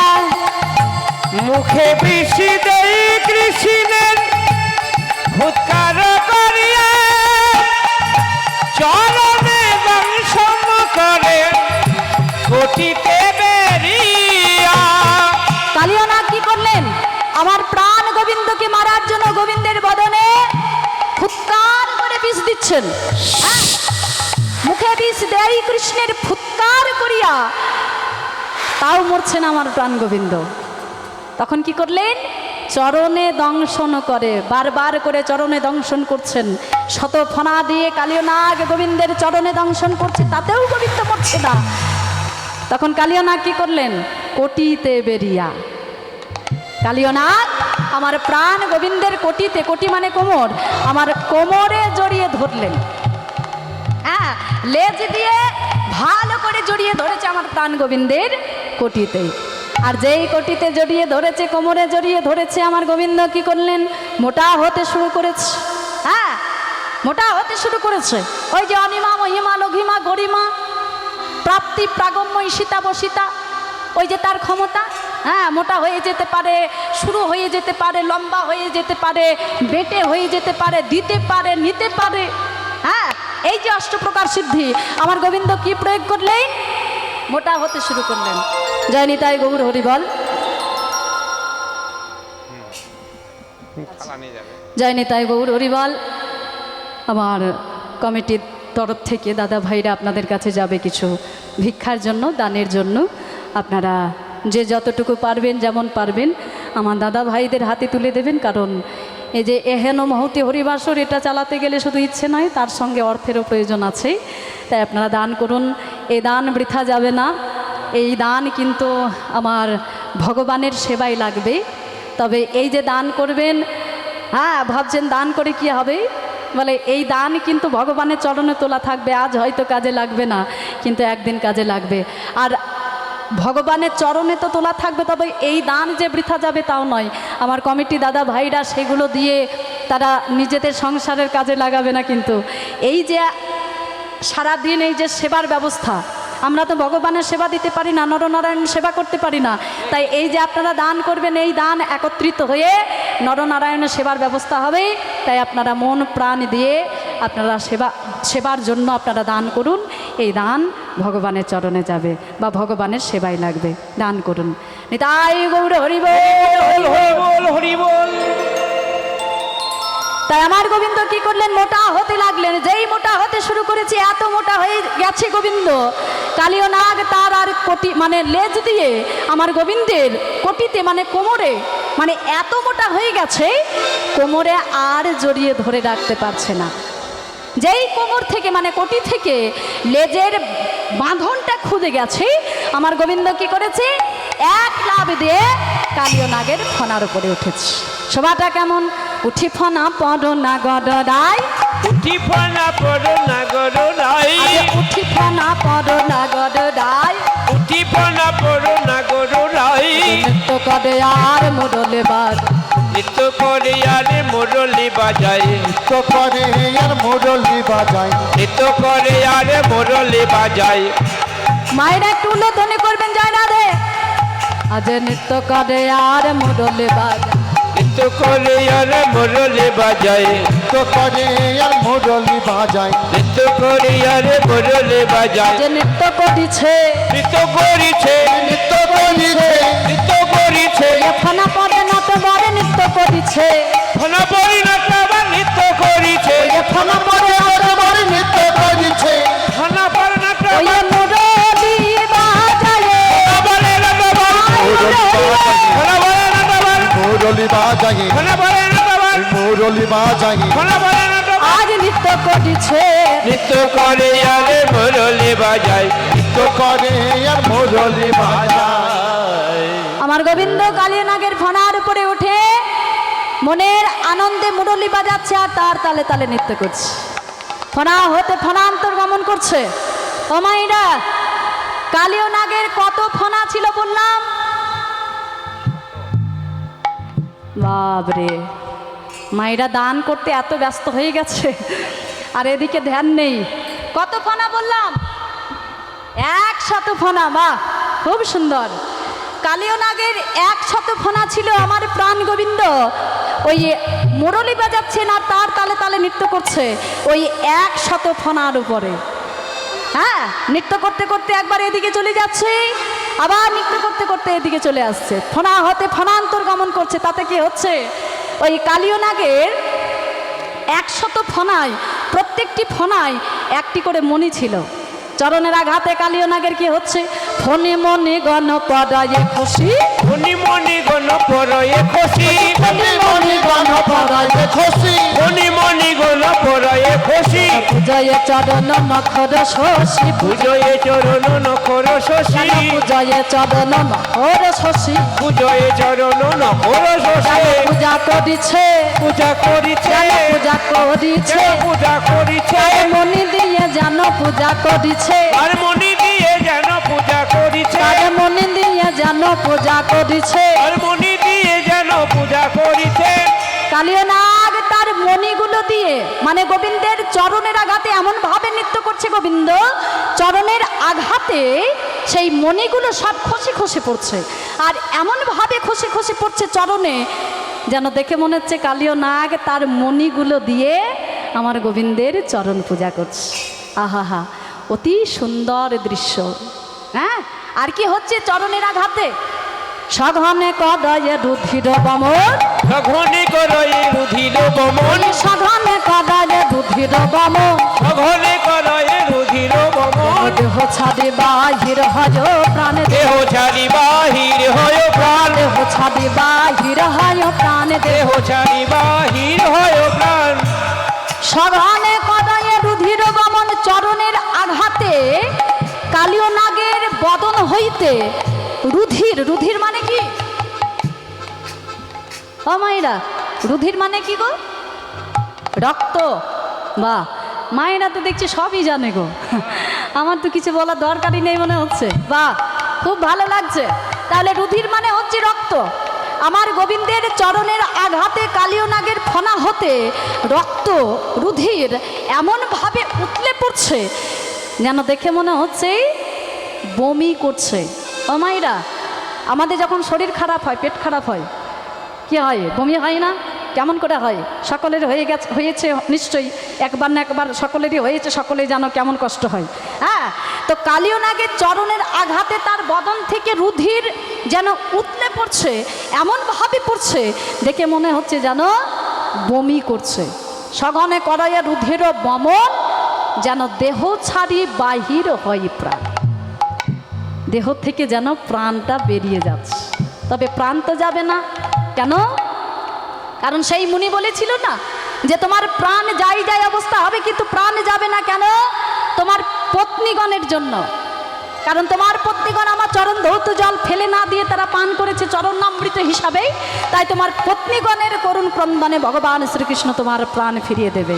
এবারে দেখো, কালীয় নাগের প্রাণ যাই যাই অবস্থা, আর এই দশা দর্শন করলেন কালীয় নাগের পত্নীগণ। তারা আর দর্শন করতে পারছে না, সইতে পারছে না। মনে মনে চিন্তা করছেন, আমাদের পতির তো প্রাণ যাই যাই অবস্থা, তাহলে আমাদের যদি পতি না থাকে তাহলে আমরা কি করব? তাই কালীয় নাগের পত্নীগণ কি করলেন? ভগবানের সম্মুখে গিয়ে আজকে দুটি বাহু একত্রিত করে করো জোরে তারা মিনতি করছে। করজনে তারা করয় স্তুতি, করজোরে তারা করয় স্তুতি, করজনে তারা করয় স্তুতি, করজোরে তারা করয় স্তুতি, মোদের প্রতি অধমতি, মোদের প্রতি অধমতি, মোদের প্রতি অধগতি, মোদের প্রতি অধমতি, জ্ঞানহীন পামর কুড় জাতি, পুরো জাতি তুমি তো প্রভু দয়ার মূরতি, দয়ার মূরতি, জ্ঞান দাস করে মিনতি, করে মিনতি, কি হবে মোর কালিয়র গতি, কি হবে মায়ের কালিয়ার গতি। কালিয়র পত্নীগণ ভগবান শ্রীকৃষ্ণের সম্মুখে দুটি নয়ন জলে ভেসে যাচ্ছে। দয়াময়, একবার কৃপা করো প্রভু। আমরা তো শুনেছি তুমি দয়াময়, তুমি কৃপাময়, তুমি করুণাময়, তুমি নাকি করুণার সাগর। তুমি কিঞ্চিত কৃপা করো, আমাদের পতির প্রাণটুকু তুমি ফিরিয়ে দাও। কারণ প্রভু তুমি তো জানো আমাদের পতি ছাড়া এ জগতে আমাদের আপন বলতে আর কেউ নেই। প্রভু তুমি তো চাইলেই তুমি সবই কিছু করতে পারো, তুমি কৃপা করে আমাদের পতির প্রাণটুকু তুমি ফিরিয়ে দাও। দুটি নয়ন জলে ভাসছেন কালিয়ার পত্নীগণ, আর আমার ভগবান তিনি তো সবই কিছু সইতে পারে গো, কিন্তু তিনি যে দুটি জিনিস সইতে পারে না, এক হলো অহংকার আর দুই হলো নয়নের জল। কালিয়নাগের অহংকার সহ্য করতে পারলেন না ভগবান, তাই তাকে দমন করলেন। আর কালিয়র পত্নীগণ নয়নের জল সহ্য করতে পারলেন না আমার ভগবান, তাই আজকে কি করলেন, পত্নীগণের করুণ ক্রন্দনে আমার ভগবান শ্রীকৃষ্ণ কালিয়নাগের ফনা হইতে নামলেন। এবার কি বলল দেখুন, যে গো কালিয়, তুমি তোমার অহংকার ত্যাগ করো, অহংকার ত্যাগ করে তুমি বৃন্দাবন ছেড়ে চলে যাও। আর যেই এই কথা বলেছে কালিয় নাগ ভগবানের চরণে আছাড় খেয়ে পড়েছে, প্রভু তুমি এত বড় অভিশাপ তুমি আমায় করো না, এত বড় অভিশাপ দিও না, কারণ তুমি এই যে আমাকে অভিশাপ করলে বৃন্দাবন ছাড়ার জন্য, চলে যেতে বললে বৃন্দাবন ছেড়ে, আমি কোথায় যাব বলতে পারো? আমি যেখানেই যাব সেখানেই ওই গরুর পক্ষী আমাকে ভক্ষণ করার জন্য সেখানে চলে যাবে। আমি কোথাও শান্তি পাই না, শুধুমাত্র এখানে এসেছিলাম আমি গরুর পক্ষীর কথায়, আহা এখানে এসেছিলাম আমি নারদ মুনির কথায়, কারণ নারদ মুনি আমাকে বলেছিলেন এই দহের মধ্যে গরুর পক্ষী কোনোদিন আসতে পারে না। কেন আসতে পারে না? এখানে একটি কথা, যে গরুর পক্ষী এই দহের মধ্যে বা দহের তীরে কেন তিনি আসতে পারেন না, কারণ গরুর পক্ষী যখন স্বর্গ থেকে সুধা ভাণ্ড ছিনিয়ে এনে কদম্ব বৃক্ষের ডালে বসেছিল, আর ওই দহের মধ্যে একজন সাধু বাবা একটি শোল মাছ পুষেছিলেন। ওই দহের তীরে তিনি ভগবানের সেবা দিতেন, ধ্যান করতেন, ভগবানের সেবা দিতেন, নিজে সেবা করতেন, আর ওই শোল মাছের সেবা দিতেন, ওই শোল মাছটিকে নিয়ে খেলা খেলতেন।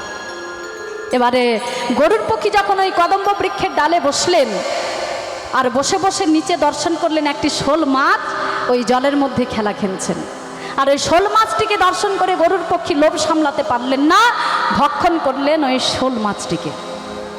এবারে সেই সাধু বাবা ভগবানের সেবা দিয়ে নিজে সেবা করে চলে আসছেন সেই মাছটিকে সেবা দেবে বলে, খাবার দেবে বলে। যেই খাবার দিলেন, ডাকছেন, অন্যান্য দিন ডাকলেই খাবার দিলেই সেই মাছটি চলে আসে, কিন্তু আজকে ডাকার পরেও, খাবার দেওয়ার পরেও মাছটি এলো না। আর যখন এলো না, সেই সাধু বাবা ধ্যানস্থ হলেন, ধ্যানে বসলেন, আর ধ্যানে বসে তিনি জানতে পারলেন যে তার খেলার বস্তুটিকে ভক্ষণ করেছে গরুর পক্ষী। আর জানতে পেরে তৎক্ষণাৎ মানে সঙ্গে সঙ্গে অভিশাপ করলেন, ওরে গরুর পক্ষী, তুই আমার খেলার বস্তুকে তুই ভক্ষণ করেছিস, আমি তোকে অভিশাপ দিলাম, তুই এই দহের মধ্যে বা এই দহের তীরে তুই কোনো দিন আসতে পারবি না, আর যদি কোনো দিন আসিস তুই প্রাণ নিয়ে আর ফিরে যেতে পারবি না, তৎক্ষণাৎ তোর মৃত্যু হবে। তাই গরুর পক্ষে এই দহের মধ্যে কোনো দিন আসতে পারতো না। আর এই খবরটা কালিয় নাগকে দিয়েছিল নারদমুনি, যে নারদমুনি তুমি ওই যমুনার কাছে যে দহ, সেই দহের মধ্যে তুমি সপরিবারকে সঙ্গে নিয়ে বসবাস করো, কারণ সেখানে গরুর পক্ষে যেতে পারবে না। কালিয় নাগ বলে, প্রভু তুমি যদি আমাকে এই দহ ছেড়ে চলে যেতে বলো, তাহলে আমি আর কোথায় যাব? আমি তো যেখানে যাব সেখানেই গরুর পক্ষী চলে যাবে আমাকে ভক্ষণ করার জন্য। বলে, গো কালিয় তোমার সেই ভয় নাই, কারণ তুমি ভালো করে ওই দেখো, চেয়ে দেখো তোমার মস্তকে ওই দেখো ছাপে পড়েছে, ছাপি পড়েছে, দেখো ছাপে পড়েছে, দেখো ছাপি পড়েছে, ওই তোমারই মস্তকে দেখো ছাপে পড়েছে, তোমারই মস্তকে দেখো ছাপি পড়েছে, ওই তোমারই মস্তকে দেখো ছাপে পড়েছে, তোমারই মস্তকে দেখো আমার পদ চিহ্ন, তোমারই মস্তকে দেখো, মস্তকে দেখো পদ চিহ্ন, তোমার মস্তকে দেখো পদ চিহ্ন, তোমার মস্তকে দেখো দেখো ছাপে পড়েছে।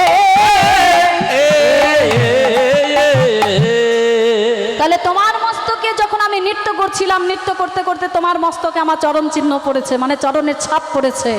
আর গরুর পক্ষী হলো আমার পরম প্রিয় ভক্ত, তোমার মস্তকে যখন আমার চরণের চিহ্ন তিনি দর্শন করবেন, তোমার সঙ্গে আর শত্রুতা করবে না। তাই কালিয়া, তুমি এই বৃন্দাবন ছেড়ে তুমি রমণক দ্বীপে তুমি সপরিবারকে সঙ্গে নিয়ে বসবাস করো। এই কালিয়ানাগকে বিতাড়িত করলেন ভগবান। আর এদিকে বৃন্দাবনের দশা কি? বৃন্দাবনের দশা কেমন জানো? মানে কালিয়ানাগ হলো সাপেদের রাজা। তো সেই সাপেদের রাজা কালিয়ানাগ যখন দমন হচ্ছে, সারা বৃন্দাবনময় সাপেরা ছুটে ছুটে বেড়াচ্ছে। আর কি অবস্থা বৃন্দাবনে? দিবসে আন্ধার গোকুল নগর, গোকুল নগর সগানে বহিছে বা, বহেছে বা বুদ্ধির বরিখে বেজুরি চপ, বেজুরি চমকে পেচকের উচ্চরা। বেচকের উচ্চরা। তাহলে দিবসে আন্ধার মানে দিনের বেলায় অন্ধকার নেমেছে বৃন্দাবনে। দিবসে আন্ধার গোকুল নগর, সঘনে বহিছে বা, বাতাস বইছে। আর কি হচ্ছে? রুধির বরিখে, রুধির মানে রক্ত, বরিখে মানে রুধির বর্ষণ হচ্ছে। মানে আকাশে যে বৃষ্টি হয়, আজকে আর বৃষ্টি হচ্ছে না, রুধির মানে রক্ত বর্ষণ হচ্ছে। রুধির বরিখে বেজুরি চমকে পেচকের উচ্চরা। আর কি হচ্ছে? উল্কা খসিছে বড় যে পড়িছে, বড় যে পরিছে গৃহিণীর ঘন ধ্বনি, গৃহিণীর ঘন ধ্বনি। যেদিকে তাকাই দেখিবারে পাই, ব্রজমায় শুধু যেদিকে তাকাই দেখিবারে পায়, ব্রজময় শুধু ফণি। আজকে কি হয়েছে? বৃন্দাবনের সমস্ত ব্রজ গোপীগণ মহারাজ মানে নন্দ মহারাজের কাছে ছুটে এসেছে যে মহারাজ, আজ একই হলো, সারা বৃন্দাবনে সাপেরা ছুটে বেড়াচ্ছে, আমরা কোথাও ঘুরতে পারছি না, পা দিতে পারছি না, ভয়ে আমরা ঘর থেকে নামতে পারছি না, এ কি হলো বৃন্দাবনে? মা যশোমতী দুটি নয়ন জলে ভেসে যাচ্ছে, মহারাজ যদি বৃন্দাবনের এই দশা হয় তাহলে গোষ্ঠীর দশা কি? আমার মন বলছে আমার গোপাল আর বেঁচে নাই। কারণ আমি আজ নিশির শেষে ভোরবেলায় আমি গোপালকে নিয়ে একটা কুস্বপ্ন দেখেছিলাম। আমি দেখেছিলাম যে আমার গোপাল নাকি ওই কালিদহের জলে ডুবে মারা গেছে। আমি বলেছিলাম যে আমার গোপালকে আমি আজ গোচারণে পাঠাবো না, কিন্তু শ্রীরাম আমার কথা শুনলো না, আমার গোপালকে নিয়ে গেল। তাছাড়া আজকে বলরাম যায়নি গোচারণে, আজকে না জানি আমার গোপালের কি দশা। আমার গোপাল বুঝি আর প্রাণে বেঁচে নাই। মহারাজ আর বিলম্ব করবেন না, আপনি তাড়াতাড়ি চলুন। মা পাগলের মতো ছুটেছে, পাগলিনী হইয়া চলিল ধাইয়া, চলিল ধাইয়া সঙ্গে যাই বলদেবা, সঙ্গে যাই বলদেবা। সব ব্রজবাসী কাঁদিয়া চলিল, দিয়া চলিল প্রাণ গৌর করে সেবা, আনি গৌর করে সেবা। মা যশোমতী চলেছেন ব্রজবাসীগণকে সঙ্গে নিয়ে, নন্দ মহারাজ চলেছেন গোপ গোপীগণকে সঙ্গে নিয়ে। দাদা বলরাম গোষ্ঠের পথ দেখাতে দেখাতে নিয়ে যাচ্ছে।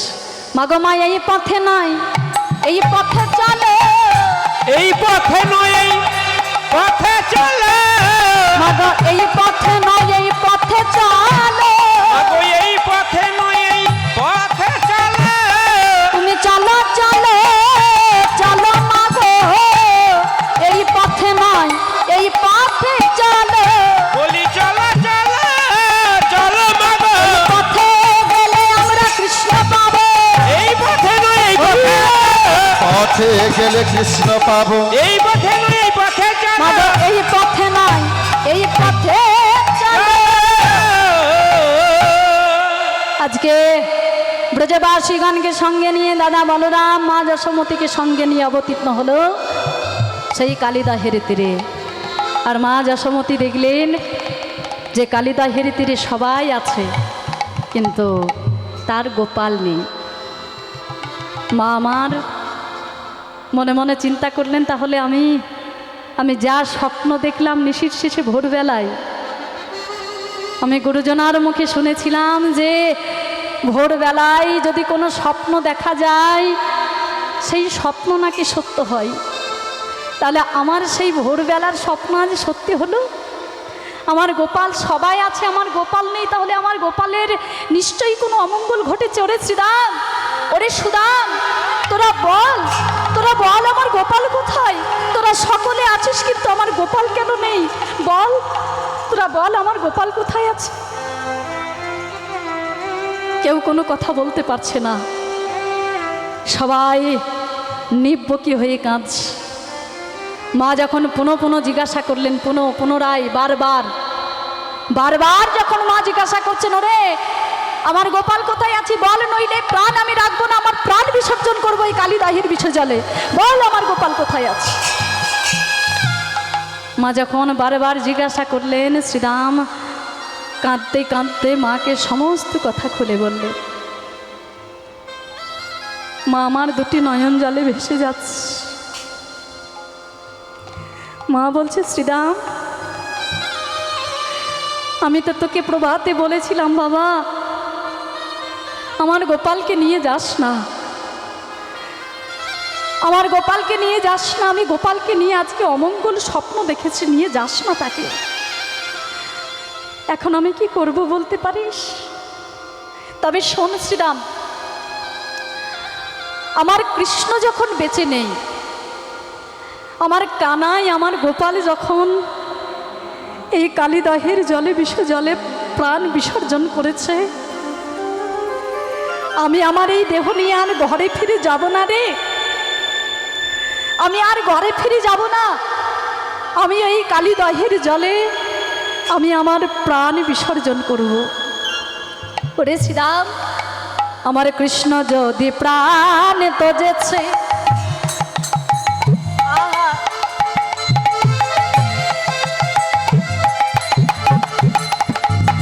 ওরে আমি নম দিব। আমার কৃষ্ণ যদি প্রণীত যেতে আমিও মরিব। আমার কৃষ্ণ যদি প্রাণ তো যেছে, ওরে আমি মরিব। আমার কৃষ্ণ যদি প্রণীত যেতে আমিও মরিব। আমার কৃষ্ণ ভাবা হইয়া ঘরে আমি ফিরিয়া না যাব। ওরে কৃষ্ণ হারা হইয়া ঘরে ফিরিয়া না যাব। শ্রীরাম, আমার কৃষ্ণ যখন এই কালিদাহির বিষজলে ঝাঁপ দিয়ে প্রাণ বিসর্জন করেছে, আমিও আর ঘরে ফিরে যাব না রে। আমার কৃষ্ণের সঙ্গে আমার গোপালের সঙ্গে এই কালিদাহির জলে আমিও ঝাঁপ দেব। কেন জানিস? ওরে আমি ঘরে ফিরে গিয়ে কি করব বলতে পারিস? যার জন্য আমার সংসার, যার জন্য আমার এই গৃহকর্ম, যে গোপালের জন্য আমার বেঁচে থাকা, সেই গোপাল যখন আমার বেঁচে নেই, ওরে কি ঘরে কটায়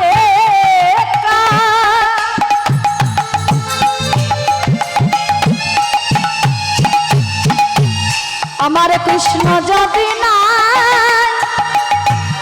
ওই কালিদাহে প্রবেশিয়া এ জ্বালা জুড়াই।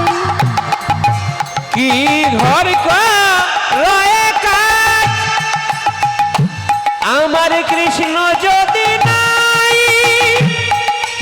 কালিদাহে প্রবেশিয়া এ জ্বালা জুড়াই। আমি আর ঘরে ফিরে যাব না রে, আমি আর ঘরে ফিরে যাব না রে, আমি আর ঘরে ফিরে যাব না রে, আমি আর ঘরে ফিরে যাব না রে। বাহের জলে ঝাঁপি দেব, আরে ঘরে ফিরে যাব না রে।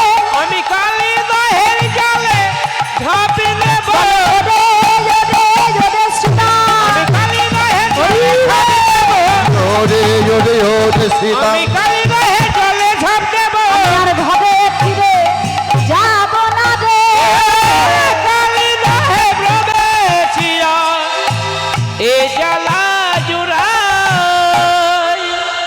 এই কথা বলতে বলতে মা যশোমতী আমার যেই কালিদাহের জলে ঝাঁপ দিতে গেলেন, আমার প্রাণ গোবিন্দ মনে মনে চিন্তা করলেন যে আমার মা যদি কালিদাহের জলে ঝাঁপ দেয় তাহলে মাকে তো বাঁচানো যাবে না। এই কালিদাহের বিষ তো আমার মায়ের গায়ে লাগবে, অঙ্গে লাগবে।